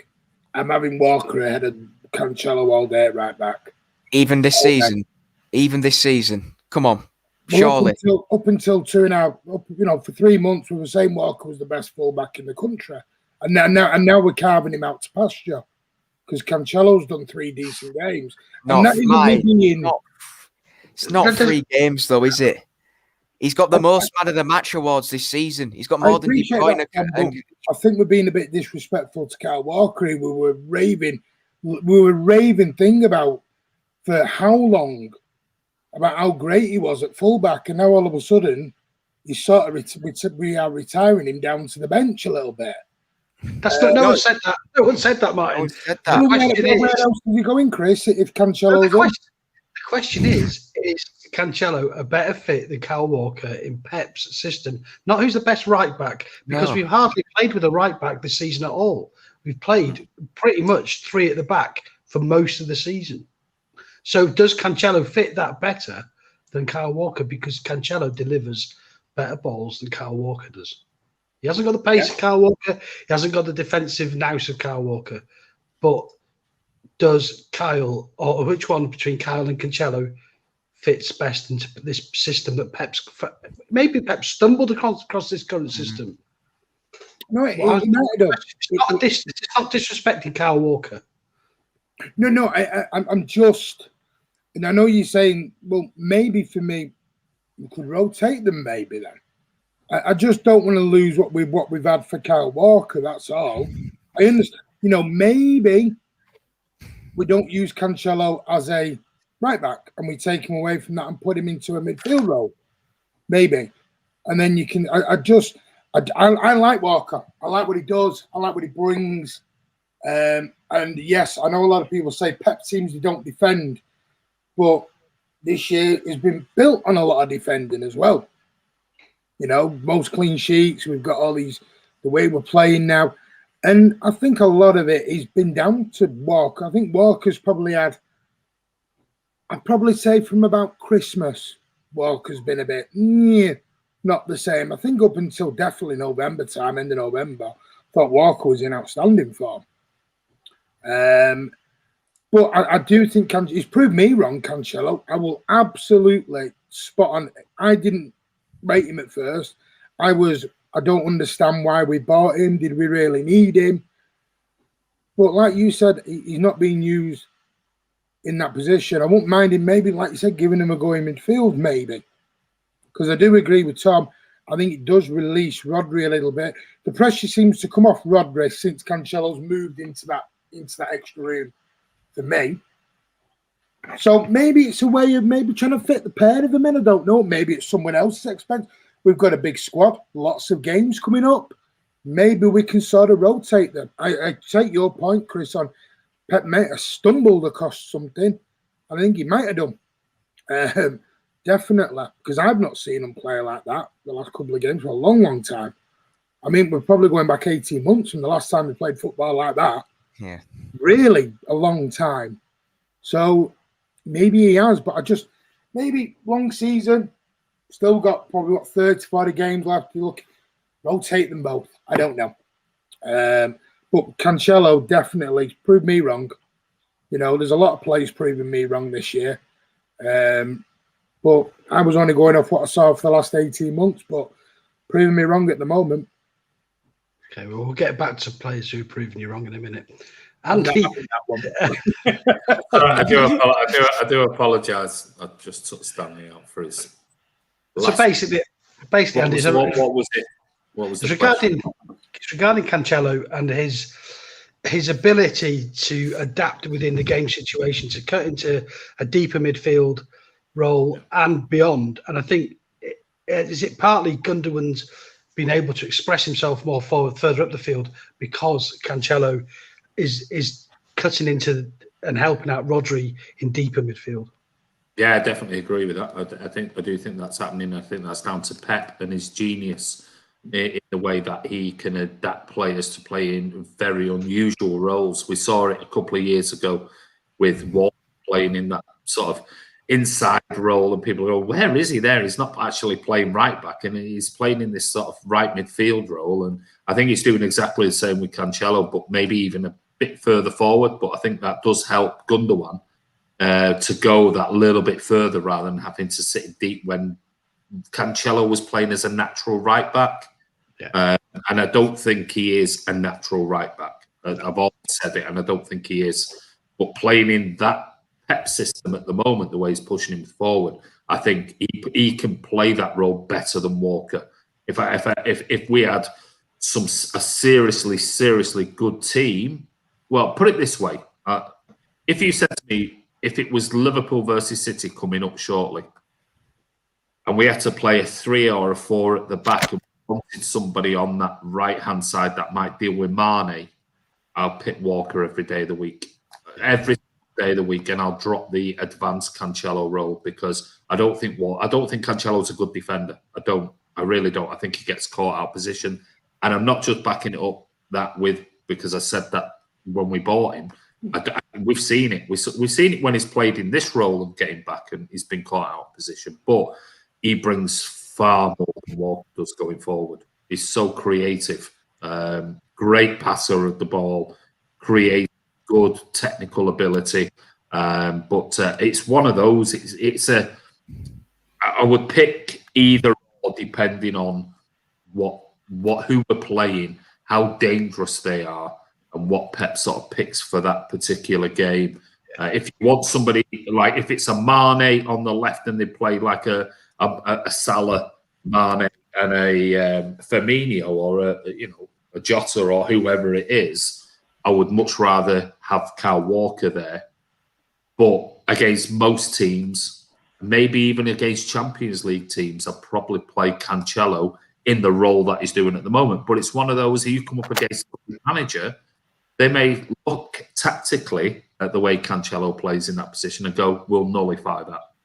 Yeah. We'll find a way around that. So it's horses for courses. I mean, Cancelo's having a wonderful season, a brilliant, brilliant season. Really is. But I don't think he's playing as, I don't think it's a right back. Is it Walker or not? Because I don't think Cancelo plays as a right back at the moment under the Pep system. He plays in this weird, strange, false eight, whatever you want to call it.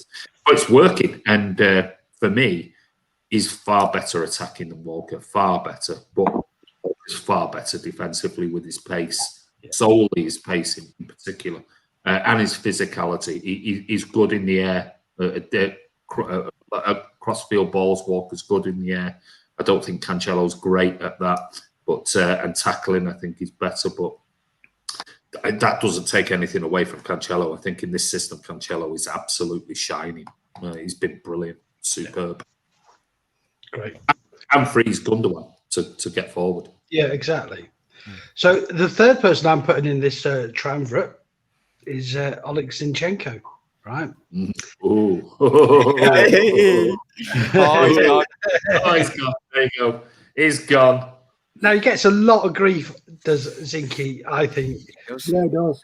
And I want to know if any of you have changed your opinions because I'm going to give you a couple of things that maybe you don't know, right? So in the last 5 Premier League games, he's played every minute apart from the first 28 minutes where he subbed on for Walker, right? In that time, City have conceded 1 goal. In the 2 big games that we've played outside the Premier League, in the Carabao Cup quarter-final and semi-final against Arsenal United, he played in both of them for 90 minutes, conceded 1 goal with this defence. His passing success is better than Ben Mendy. His tackling success rate is better than Ben Mendy. He doesn't get hard. Yeah. Out of all the the fullbacks, he gets dribbled past the least. Right? It doesn't surprise me. His passing is better than most of our defenders. His passing is very good, short and long term. So I'm wondering, has anyone, because I think we all would say at some point, we can easily lose Zinchenko, but actually, this little portion of the season where we are playing our best football, Zinchenko is pretty much playing every game, and we're not conceding goals, and he is starting off attacks from deep. It's very reminiscent of the 2018-19 season when he played left back for the second half of that season. And we won all 22 games that he was involved in and let in 7 goals.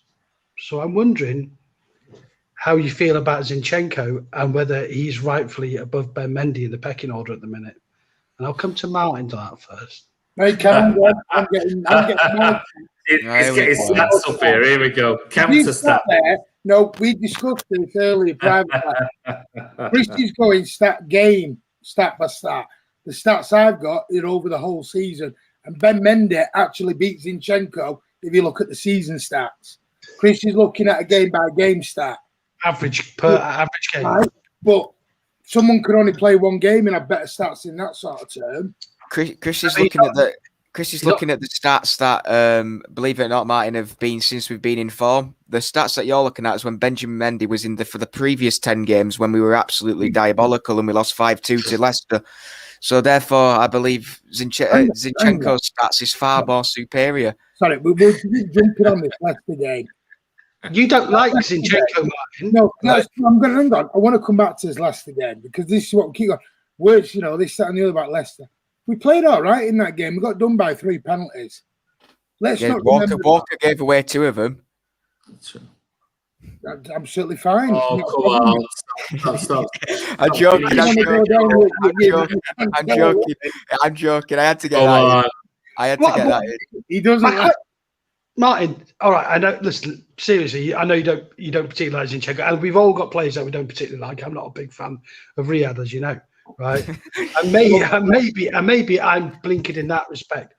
But don't the statistics sort of show you that he's not actually useless? And when he isn't in the team, he sits on the bench quietly, never causes a fuss.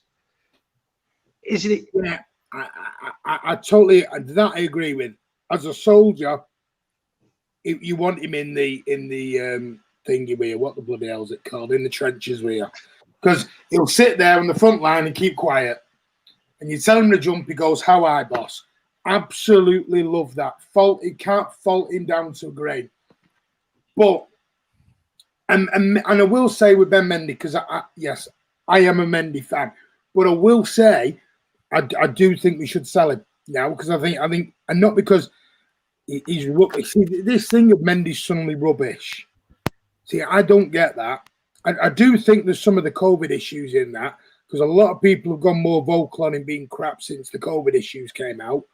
I've just noticed that on social media by fans. Since he got caught with the COVID thing, they've really weighed in on him. And I think that was the final straw with a lot of fans, which I understand. I get. People said he had a garbage game at Cheltenham. I didn't see it with Mendy.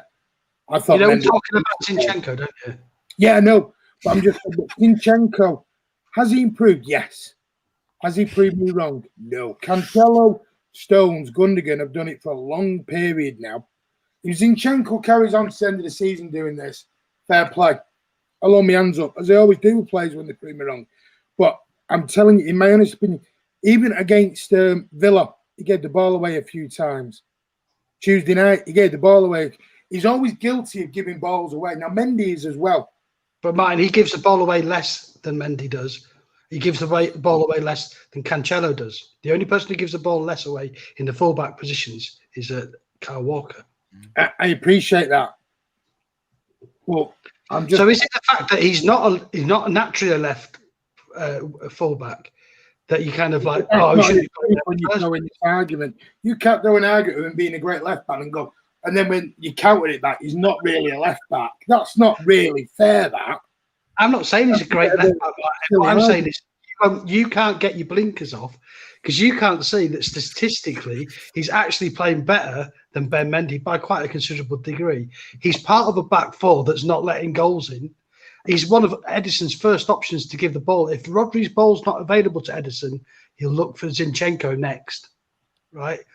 So he plays a big part in that. And the goals that we score, a lot of them start with Zinchenko because his passing's that good that he spots things that because he's naturally a midfielder. So he spots moves quicker. Especially when I've done the watch-alongs, every time an opponent attacks us, they go down our left. And has it worked for the past 11 games? We've only conceded 1 goal. So because of Diaz and that was no, a back four's a back four. No. Hang on, you said it was a back 3 5 minutes ago. Is it a back 3 and a back 4? No, I was talking about a back 3 when Cancelo goes up, including Zinchenko in the back 3 with Stones and Diaz. That's what I was saying. That's when I was saying it was a back 3 because it is a back 3 when Cancelo goes in midfield because they move along. That's why Walker was. It is a back 3 with Zinchenko, Stones, and Diaz. We said this the other night, Chris, didn't we? Yeah. We said when Laporte came on and Zinchenko went into midfield, and you were saying, "Oh, maybe Laporte in the back 4," and actually, it's about we've gone back to a back 3 again, didn't we? With Laporte, Stones, and Diaz, and Zinchenko moved into further forward. So he is actually playing in that back 3 with Cancelo in a more advanced role. He isn't pushing on as far up the field as they are on the right hand side. Now and again, you might get 1 or 2 times when they've come down the left and he might be there available to cross the ball. But most of the time, Zinchenko's staying back to allow what's going on with Cancelo. He's having a real serious impact on the way we're playing at the minute, in my opinion. And that's, listen, has he improved? Yes. Do I think he's not a great left back? No, I don't. That's just me watching. People can throw stats. Sometimes I can watch, games and people can throw. This is where I think stats are good in some ways. But my honest opinion is, when I watch him, I'm not overly impressed with him. A lot of the time, I think there's a rick in him all the time. But I think if we're going to be honest, I think there'll be a new left back in the summer anyway. I think we'll go out and we'll buy a proper left back, if I'm totally honest with you. So which one do you lose? Mendy. Yeah. I'm going to... Well, see, I'm one of these. I think in this system, Angelino would shine. But listen, that's just me being... He would, because this is the way he plays for Leipzig. But he doesn't play. He doesn't play as a back 3, does he? He plays as a wing back. So that's a different system to what Pep's playing now with Sinchenko when he's on the left with Diaz and Stones. You negate everything Cancelo does. Yeah, exactly. So he's playing where Cancelo plays, but on the left-hand side. And so that's an option. He could swap them over, couldn't he? He could have Walker playing further back and Angelino on the left playing in a Cancelo role, or Cancelo further forward and somebody else back. So has Zini proved me wrong for the few games? No. Has he improved? Yes, definitely improved. But I think Mendy and Zinke will be in trouble in the summer because I think they'll bring somebody in. I do think they'll bring somebody in. And then we've still got Ake. We don't know what the hell's happening with Ake at the moment because we've got Ake who we were saying a few weeks back could slot in there at left back or wherever in the end. Or has Ake just gone now? I don't know. Because we've got Laporte to fit in as well, yeah? This is the problem Pep's got. He's got a hell of a lot of problems into positions, yeah? But it's a nice problem to have, Martin, isn't it? It's a great problem. But and you've been able to call in. If Wolves come back in with 25 or 30 million, would you sell him if you're bringing in somebody else? Not at the minute, no. No, I don't. I think that's a tough call, that, actually, Matt. I don't, if it was a bit more, maybe 40 But million, maybe so. yeah. I don't. Yeah, 40 million. Seriously. I think for somebody who comes off the bench like Zinchenko does, who doesn't play, regularly, or he has not recently, up until recently, sorry, he comes in, and he does a job. Yeah. It is a question. It's a question, Phil, and I've just pulled up something because I'm thinking about what you just said there. You've got a player here in Sinchenko, and I'm not his biggest fan, but I think he's like a Delph, and he does a solid job in a position that's not his natural position, and I think he's done a good job. I wouldn't say a very good job, but I think he's done a good job in that position. I just looked at salaries. Obviously, he's just turned 24, Zinchenko. He can play at left back, as we know. He can play in midfield, which is his natural position, etc., etc. Is he the best player in the world? No, and he is playing out of position. But if you look at their salaries, and if these salaries are true that are on Sport Track, which track all the players' salaries, let's say the top earner is Kevin De Bruyne. He's on 18.2 million a season. Okay, that's his base salary. Yeah. If we take Benjamin Mendy, he's on 4.68 million a season. So you do your working outs, but we don't know what the full figure is because of add-ons and things like that. But that's his base salary.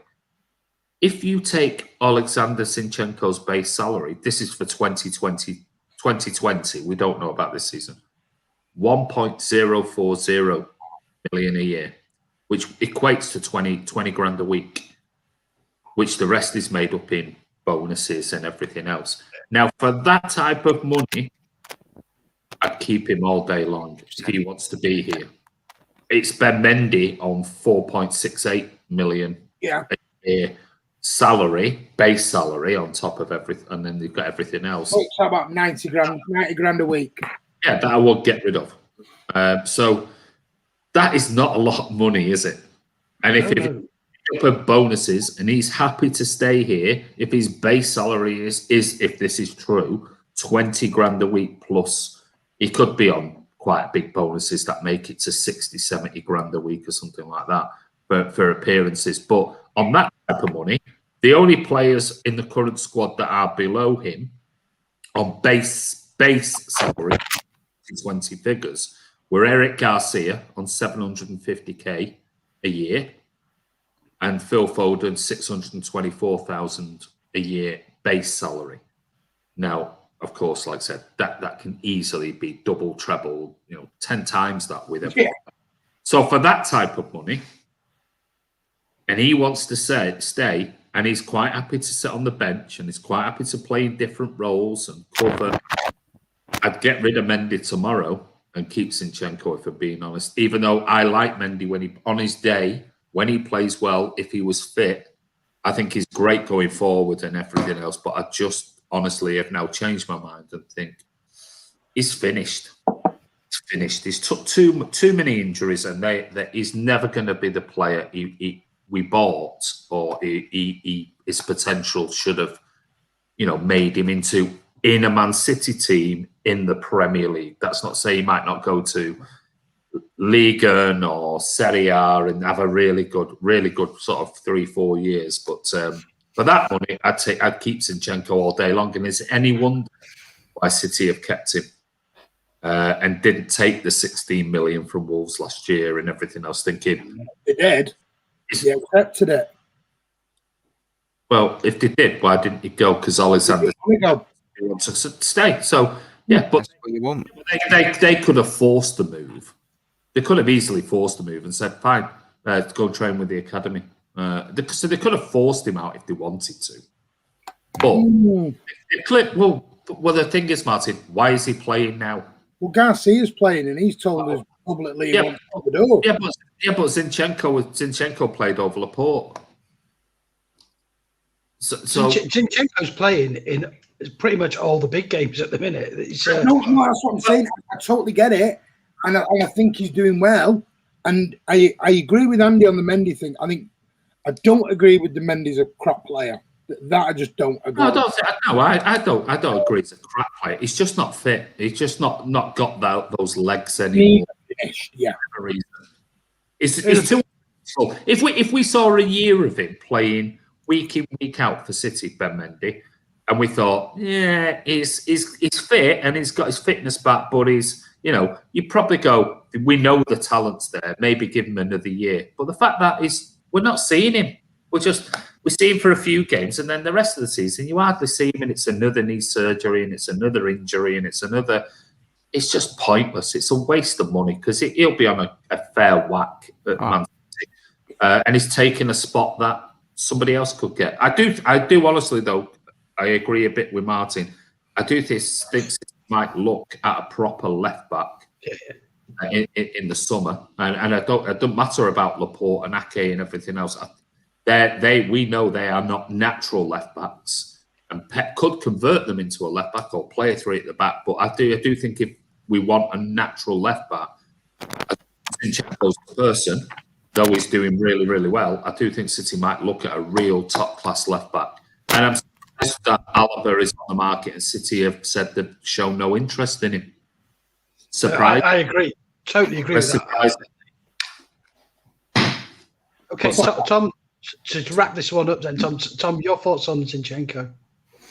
Yeah, like I always said, I know Martin and me had debates over months of lockdown and stuff over the past few months, that I believe that he's been brilliant for the team over the past 3-4 years that he's been in the squad. You have to look at the season that we were Centurions. Him and Delph, especially Zinchenko, was a massive part of that title win. You have to look at what he's done. He loves the club. He came as a young lad. He's come through and he's built himself into a good established player. And I believe that, we wouldn't be having this conversation if he didn't have any talent. That's the thing, he wouldn't have any chance of being in the squad if he had no talent and Pep didn't believe in him. So that's the only reason why, he deserves to be in the squad. The form that he's showing at the moment is brilliant. The stats that you just said, Chris, just show the impact that he's had on the team, And like I say, with Cancelo, it's equal for Zinchenko. If he wasn't in that back four for the games that we kept the clean sheets, what could have happened, Every man counts in a game of football, which is why you see if someone goes down to 10 men, the chances are likely to be affected compared to the team with 11. So no matter who's playing, the 11 gets you across the line and gets you the 3 points. It's not an individual player. It's not a certain two players. It's a full defense, your full midfield, and your full attack. Which is why I believe that he is a massive impact to how good our defense has been this season, because he's fit in nicely with Diaz, Stones, Cancelo, and Walker. I really do. And this is what I want to just finish on, really, Andy, is to say that because Zinchenko has been really safe at left back and allowing to play in this with a three at the back, it allows Cancelo to push further on, which is allowing Gundogan to push further on. It's having a real positive effect. And and Tom says, it's not down to one or two players, why a team's playing well. The fluidity we showed against West Brom was as good as it was back in 2018-19. That's this City that we watched on Tuesday night or Wednesday, whenever it was as good as we've seen from City for a long time. Oh yeah, and I think that was also, it goes down to the intelligence some of our players have got to be able to just to adapt to Pep's style of football. Yeah, I mean, it's like the way you look at it is, can you imagine Ole Gunnar Solskjaer asking Wan-Bissaka to play in that Cancelo role? No. Is he good enough to play in that role? Probably not.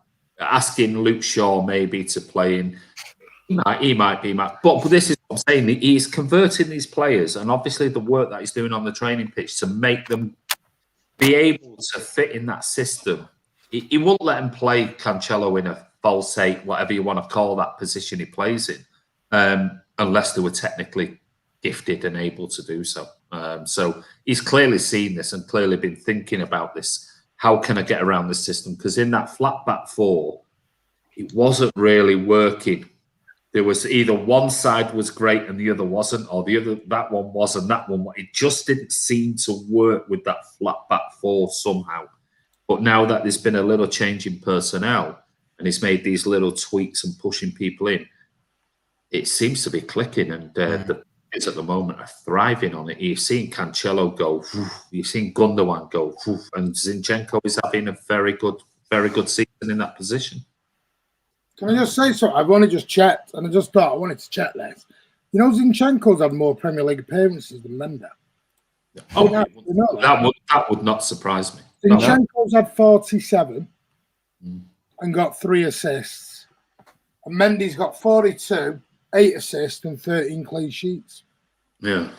Didn't actually know that. That's meant to be Mendy. It's just but as Zinchenko, if Zinchenko is happy to sit on a bench and he's happy with that, fair play to the guy. You know, fair play to him. I think teams do need those type of players. Yeah. You need your James Milner at Liverpool.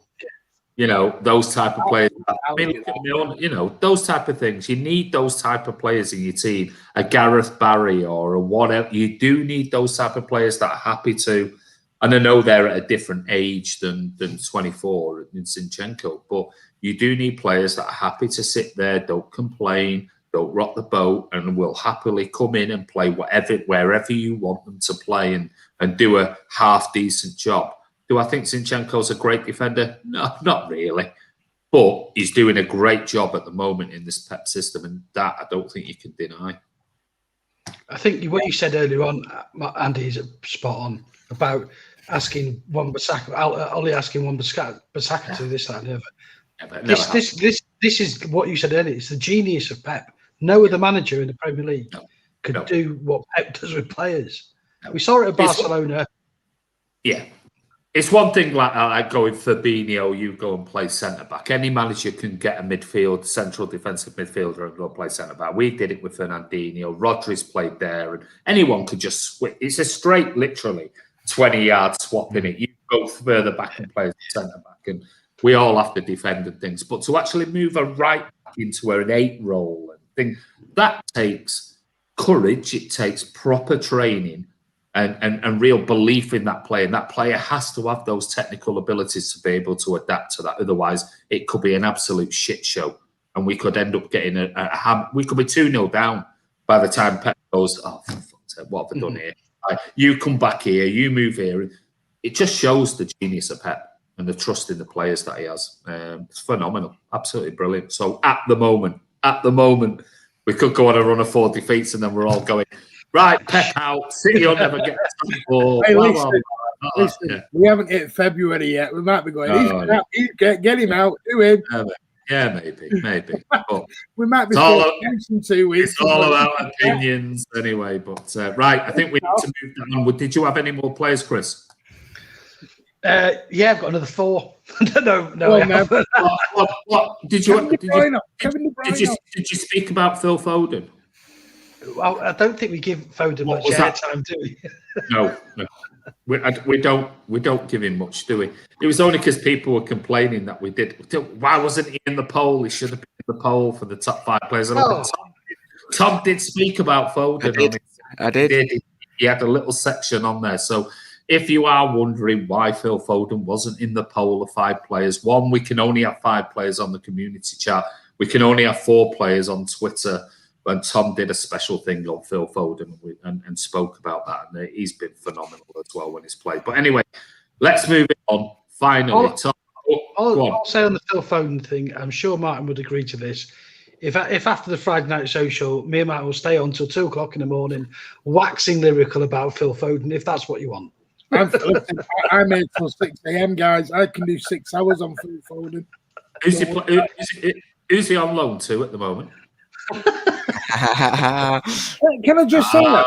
I'm joking. Guys, he's joking.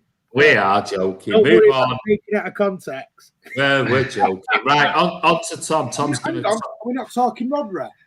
No. No. Get it then.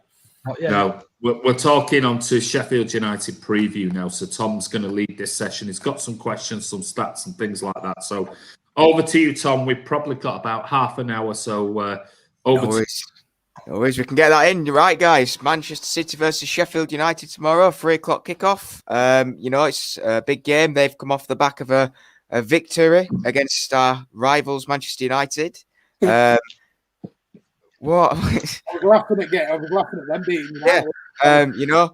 We have to look at it. We have to look at it. It's a big game. My dog might need to go out again in a minute. Oh, it's fine. Don't worry. I mean, you might have to take me too.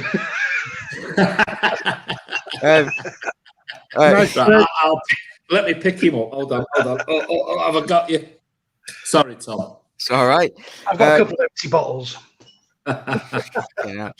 The last 3 games we've played against Sheffield United have all been wins, but tight ones. We won 2-0 at our place, and then we went away on a Wednesday night and got a 1-0 win with an Aguero goal. And then most recently, Kyle Walker's 1-0 win at their place also got us the victory. And I had looked into it a little bit, the game that we just played against them and what it sort of looked like on paper. We had 64% possession to their 35%. And then we had they had 1 shot on target to our 8, and they had 3 shots on target to our 16. And it just shows no matter how we've played against them, it's a regular thing we can have a look at, and we can see that us as a team dominate against Sheffield United as seen by those stats. And you have to look at the low-scoring games. So recently we've been scoring a lot of goals. Do you believe with the team as it is at the moment and the defensive, how tight we've been, we've obviously kept clean sheets against them, but with the goals that we're scoring at the moment, do you think with us having them chances, do you reckon we'd be able to convert the chances and actually get more goals this time round? I'll go to Martin first. Yeah, I think the way we're playing at the minute, especially Tuesday night, I think we saw on Tuesday, we converted, quite a few, and we were on fire. And listen, I'll be honest, Sheffield United got a great win on Wednesday over at the Swamp. But I've always said it, United aren't a good team. They're not playing well. Sheffield United can have all the confidence in the world. They've got a different beast tomorrow. And if anything, I will say this: I think that game, that result on Wednesday will have upped the players a bit more and up Pep a bit more, because I think it might have thought to himself where 1 or 2 players might have thought this is a bit of a gimme. I think they've gone, you know what? We need to go full pelt tomorrow, which is why Pep said in his conference today, Gundogan plays tomorrow. Screw him having a rest, he plays. And I tell you what, I love that attitude at the minute. Because, and this is why I've always said in the past about Laporte, everyone said we've got all these games. I don't think Pep's seeing it. I think Pep, for the first time in a while, is starting to think, you know what, I've got a settled team here. I've got a settled, and I'm going with this. This is work. I think he's, like Chris said earlier, stumped across something now, which might be the key. And let's be honest, I don't think we're far enough ahead at the minute to start, taking things a little bit too light. I think we just go with what we've got. Because February, Andy, we were joking about it, but February might go tits up by the end of it if we ain't careful. Because that is our worst month in the whole league. We've got Arsenal, United, Tottenham, every, so all and sundry on that month. And we've got to get through that without any injuries, without anything else. And I think Pep's just just settled team. And I think Sheffield United, great. And I think City will batter these tomorrow. I think it'll be another high score again. I honestly do. Yeah. So fingers crossed that is the case. Andy, what do you think about that? I think it's one of those. I mean, I must admit, I think I went for 2-0 West Brom in the West Brom game, and I did say it will be dependent on an early goal, and if we didn't get an early goal, this could be a really dodgy game. But we got the early goals, and that's one of the biggest things is the fact that if we score early, we suddenly get traction, and everything starts to flow, and we start getting confidence, and we can just destroy teams very quickly, which is good in the present climate, because if it's anything like West Brom, suddenly you can have a rest a bit in the second half, and you don't need to be burning yourself out. And I think Sheffield United might be another one of those games that I think it does depend on. Do we get off to a quick start, and do we get an early goal, whether it be a bit of luck or a brilliant bit of play? And I think once that confidence comes in with that early goal, I think teams, when you score early, certainly against teams like West Brom or Sheffield United, I think they go, And it's one of those. Here you go. It goes suddenly. Their players go, God, this could be a cricket score. And they either then have to go all out to attack, which then they know we could cut them to pieces, or they start sitting deep, trying to sit on a thing, and everything's panic station. I think an early goal is one thing that in the past. Ooh, what's that? In the previous seasons, how many times have we scored early in games? Exactly. Yeah. 5, 6-0, 8-0, or whatever. We haven't been doing that of late, let's say this season. But I think the West Brom game, I think as soon as we got that goal, it was like an avalanche. It just a snowball effect. It just boom, one after the other. Could have been more, should have been more. But I think it's going to be all dependent on us trying to get an early goal. And if we do, I think it could end up like a West Brom game. But I certainly won't write off Sheffield United. No, yeah. So, Chris, I was saying over the last game that we played against them, obviously it was 1-0 away at Bramall Lane. And the stats were we had 8 shots on target with 16 attempts at goal, or 16 shots to their 1 shot on target throughout the whole game. Obviously at that point of the season, we didn't have a lot of goals coming in our way. It was the lowest start to the season goal-wise. So I was just saying, do you think, with the form that we're hitting now, with the goals that we're starting to score, do you reckon it will be a higher scoring game? Because within the 3 games that we've played against them throughout the campaigns of this season and last season, we've only scored 4 goals against them, which is one of the lowest we've done against any team within 3 games. So I was just wondering what you thought on that. I think what Andy's just said there is right. If we get an early goal, it could be a high-scoring game again. I think for Sheffield United, they've got a lot of players out.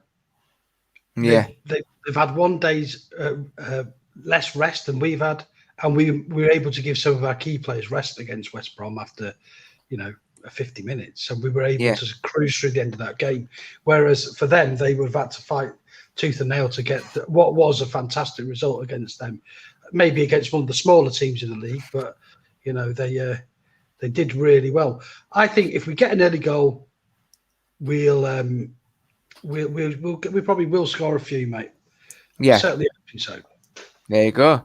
So before I move on to you guys' obviously team lineup, so I'm just going to go quickly through what Pep said in his press conference really quickly. He gave us a fitness update. He said Aguero and Ake are still out. He said, no, not yet. Sergio is not yet back. When he tests negative, he will come back. We still don't have the results back. Nathan is not yet available, and it's the same as for the last games. So with Walker coming back in, it's the same for the last games for who is in. What the guys covered also, when he was asked about if Gundogan was going to get a rest, the answer was no, definitely not. Gundo is going to play tomorrow. So we definitely know that Gundogan will be playing tomorrow. He covered a little bit on Eric Garcia, but I'm not going to really go into that. He also somebody asked him about the tactical tweaks since the derby and why he's changed it. And he said, I didn't like the way we were playing. We came back to previous seasons with wingers wider and higher and came back to our principles. The rest is the quality of our players. For many reasons, at the beginning, we had to adapt the way we played for the quality of the players we had in those conditions. I tried to find a way, but at the end, I felt that the wingers wide and high helped us to be more stable and have controlled many aspects, and the quality of the players and they do the rest. When we have the ball, we run less. The reasons why we didn't play good was because when we had the ball, we ran too much.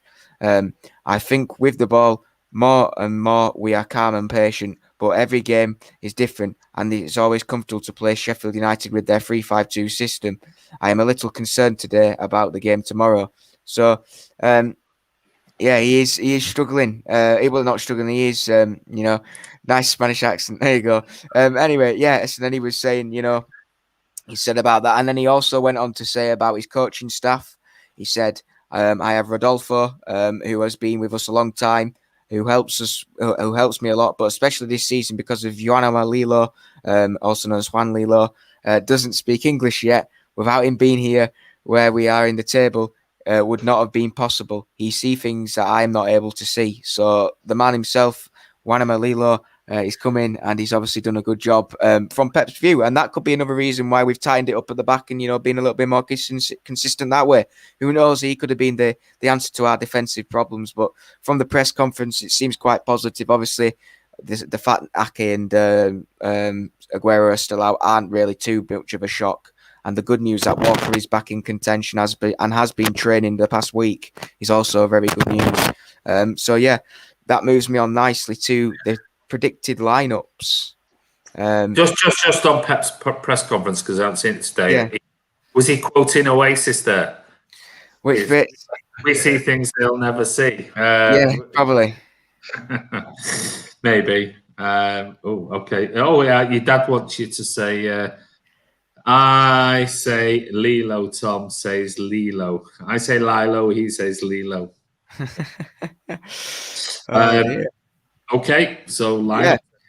How are you gonna do that? Yeah, so I'll just go around each position. So I'm presuming we're all the same on the keeper. So I imagine Edison will be in goal for everybody, unless there's any dramatic changes in a warm up or something. We'll go around the right backs first. I'll go with Andy. Who do you think will be playing right back tomorrow? Cancelo. Cool, Chris. Yeah, Cancelo for me. And Martin. What was Walker fit? Walker is fit. Well, supposedly fit. He's been back in training. I've got Walker. Okay. Especially against these. Yeah. Well, I have got Walker playing at right back. I also think that it's 50-50. Based on who is going to be at left back for me, I will go for Walker as the right back as a overall. Okay, so let's go back to the discussion we spent ages on with Cancelo and Walker, where we were discussing about playing players in form and blah blah blah blah blah blah blah over Walker, and you were going Cancelo over Walker every day. Now you're changing Cancelo from his brilliant position that he's been playing in. Now you want Walker in there because it's Sheffield United. No, he can do it on the left as well. Cancelo is proven it. He can do it on both sides. I don't know about that. He can. No, he can. No. He's not as effective on the left, Tom. No, nowhere near as effective as he has been on that position he's played in. Nowhere near. And this is the second predicted lineups I've done with Tom where he's dropped Cancelo. I know. It must be you, Chris. It must be. He must. Whenever he comes on with you, he's dropping Cancelo. Cancelo's left back. I put him in for you. Yeah, good. Well, that's form, isn't it? So did I. And you've got to let me and Chris down. You and Martin have been conspiring, haven't you, just to make me and Chris look stupid because we put Cancelo in for you. Moving swiftly on, so we'll play Walker at right back. Who are you back to? Andy, I'll come to you first. You're back to the centre backs. Yeah, the best centre back pairing in Europe. Yeah, Martin. No one playing Laporte? No. Diaz and Stones. I've just said in the preview, Pep's not going to change this at a minute. He's not going to do it. No. Chris? He's not going to change it, but he's picked Walker. Yes, of course. No. I just said earlier, Walker and Cancelo, I think, will rotate. And I think, said earlier, Walker was bloody. Anyway, I think people have short-term bloody memories on Walker. Yeah, yours about 6 seconds. I'm sorry. Who was the best right back up until a month and a half ago in the bloody get off. Whichever way the wind blows with you, telling you. Oh, yeah, God. Pot kettle black. Whichever way the wind blows, I'll go with it. And you up there, your bloody lumberjack shirt. Go and shut your log. Sorry. He's just taken over your section. Go on, it doesn't surprise me whatsoever. You can always remove him. You can just press remove. Yeah. And get... But I won't because I actually have pride and dignity, unlike someone in the bottom right. Anyway, let's have a look. Go on, son. But he going off when I'm trying to speak as well. I never went off in your piece, did I? Well said, son. Yeah. Contradiction. Yeah, left back. We'll go to Andy first. Zinchenko, Chris. Zinchenko. Martin. Cancelo. Yep, so me and you have gone the same. They've been like that, haven't they, to each other, haven't they? They've never been on the phone all day, haven't they? Hello, I find it really interesting. I know, it's amazing. Because Cancelo can play left back. I'm not denying that he can play left back, but as a right back, he's very effective. Very, very effective. Why would you? All I'd say is you had to have a look at the strongest squad we put out for a while, and it was against Villa, and you had Cancelo and Walker playing. Pep sees them as his two strongest fullbacks, no matter what. You can tell 100%. You can see it. You look at the price tag of both of them also, and you have to look at the class of them too. So I believe they will both play. So if tomorrow Cancelo plays right back and Zinchenko plays left back, me and Chris can say on the next post match or something, you two talk a right load of nonsense. Not necessarily. We can. No. We can. It's just what Pep picks. That's all it is. Yeah, but you said Pep. No, that's the strongest. We're talking. CDM. Who we got at CDM? Do you have Cancelo at left back? Yeah. Okay. Yeah. So the back five, as we're talking, is Edison, Walker, Diaz, Stones, and Cancelo. Rodri, for me in CDM. Chris. Yeah, it's Rodri. I wouldn't mind seeing Fernandinho, if I'm honest with you. Wouldn't mind seeing Fernandinho. And in fact, I am going to go Ferner. Okay. Martin. Whichever way. Martin.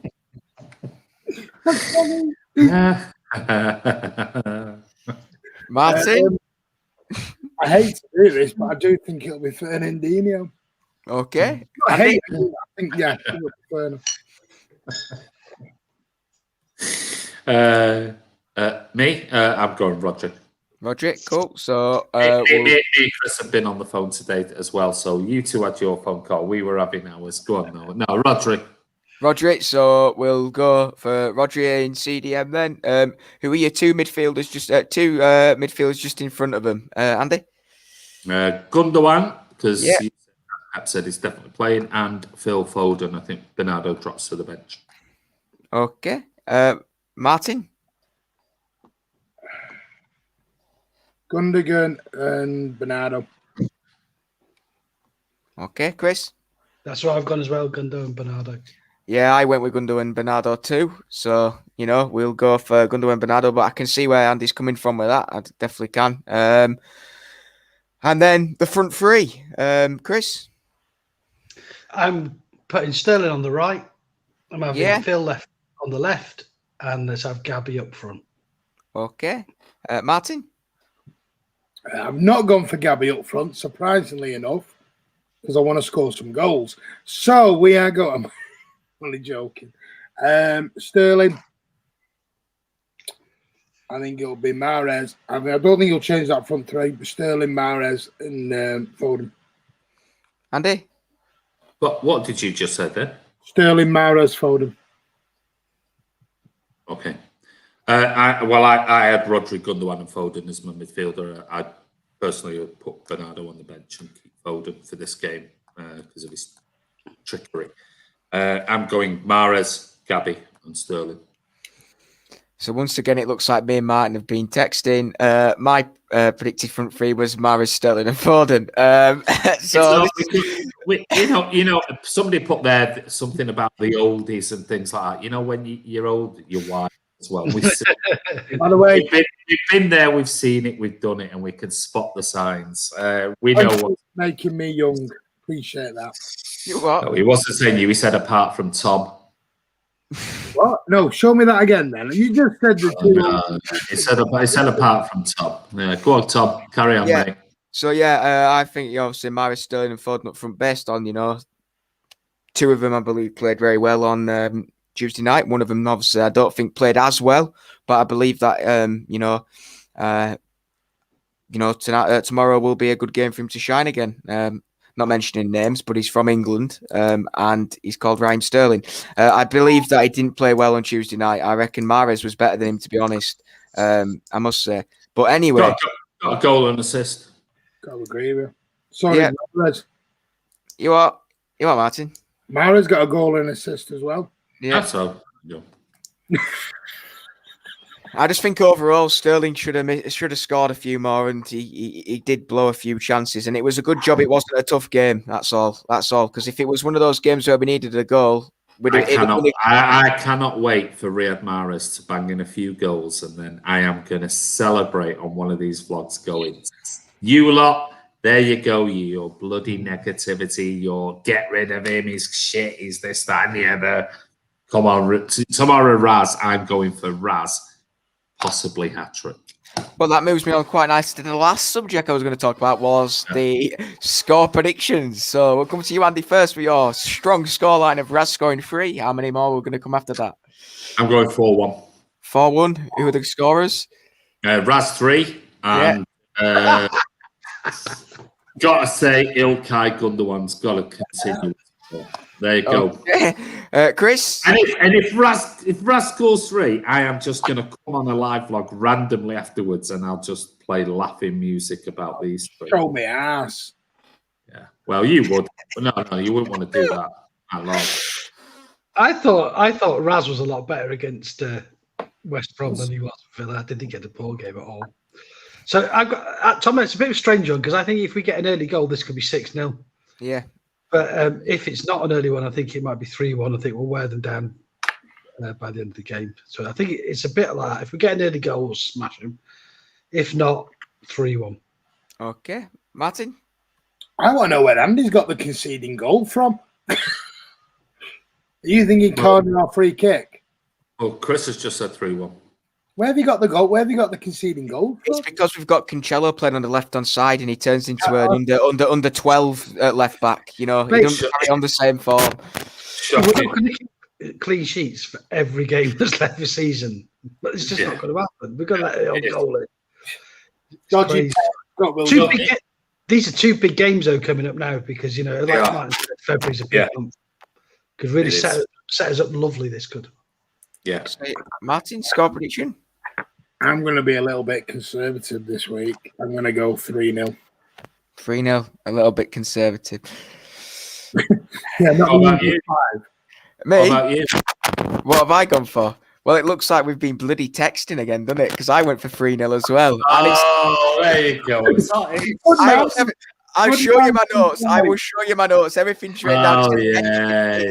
Edited at quarter to 9. And I didn't even speak to mine tonight.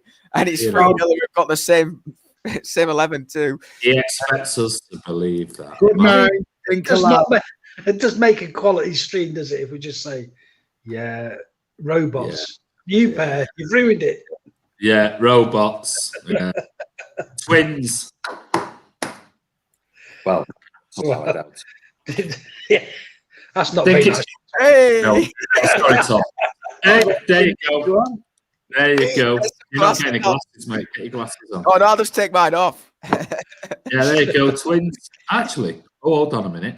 No, actually, no. I'm putting them back on. Actually, there's only so far I'll go with your mind, to be honest. Oh, really? Let's calm down now. No, not like that. You bloody minded sod, aren't you? I think brilliant. That was good, Tom. I think one of those. We'll see what Pep tomorrow, and as long as we get the 3 points, a clean sheet again would be absolutely amazing. It really would, because we are probably the best, probably at the moment, probably the best defense in Europe. I don't know whether anyone can tell me different, but I mean, there'd have to be some team or in some really crappy league to have the figures that we've had recently with their clean sheets and everything else. It's been superb, but I see somewhere, Andy, that says we are the best defence in Europe basically at the minute by a considerable margin. Mate. Yeah, it would not surprise me, because it is phenomenal at the moment, and being typical City. Sheffield, it could all just go to pieces, especially when, we do actually, I mean, if we can win tomorrow and everything else is going the way it's going, God knows, if a couple of results go our way, again, we could be going in 7 points, 10 points ahead of Liverpool for the Liverpool game. And, it could be phenomenal. It could have been such a turnaround in 1 month, 6 weeks. It's frightening. It is absolutely frightening how quickly this has turned around. So it's really important that regardless of the result, we get the 3 points tomorrow. But another clean sheet would be absolutely, be amazing anyway.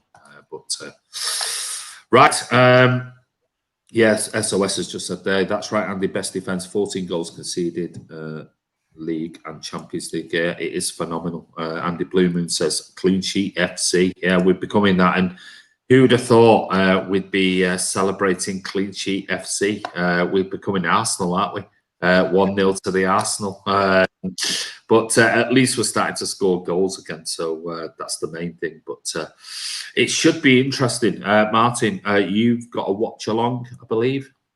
Yeah, 2:30 start. Oh, okay, so Martin's going to be live on the channel at 2:30 for the live watch along. And then is there a post match afterwards? There is. It's going to be a bit earlier. Okay. We're going to go up about 7.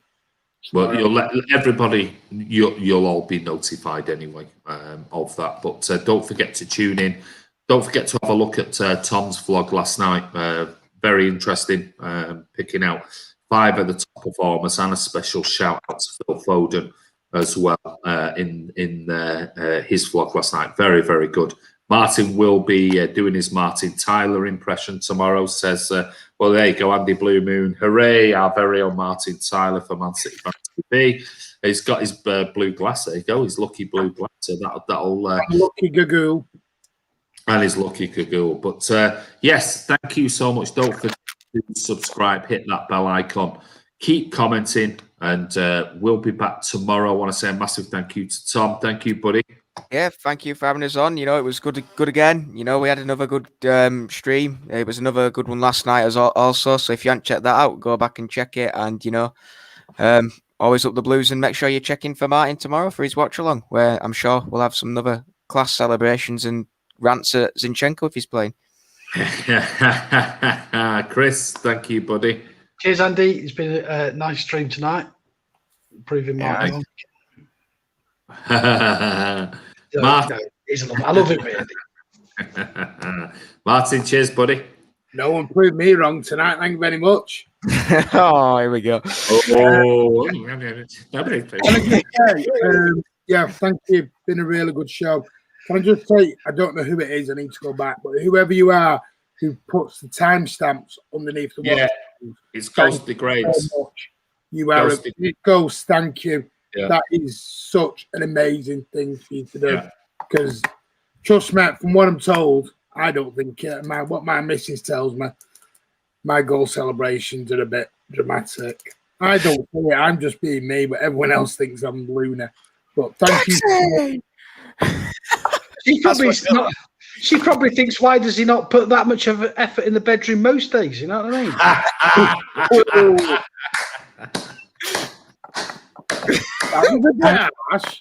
And on that note, this is Andy from Man City Fan TV. That's Tom. That was Chris to Martin. Sit in bed. Don't forget to subscribe. Hit that bell icon. We are almost 16,000 subscribers, and the views have been absolutely amazing, and that's all down to you guys. All your comments and that in the chat bar, which has been phenomenal. Give it a thumbs up before you go, whatever you do. I don't know how many thumbs up we've had for tonight, but hope you enjoyed it. It's been 2.5 hours, and we've covered everything from VAR to COVID to what I said unsung heroes, but Chris wanted to point out some certain players that he wanted to give a special big up to. And then Tom has just done the Sheffield United preview. So there you go. See you tomorrow. Join Martin at 2:30. Is that correct? Yes. 2:30 for the live watch along. And yes, have a good evening. Or, well, we're into the next morning. There you go. Have a great Saturday. We'll see you soon.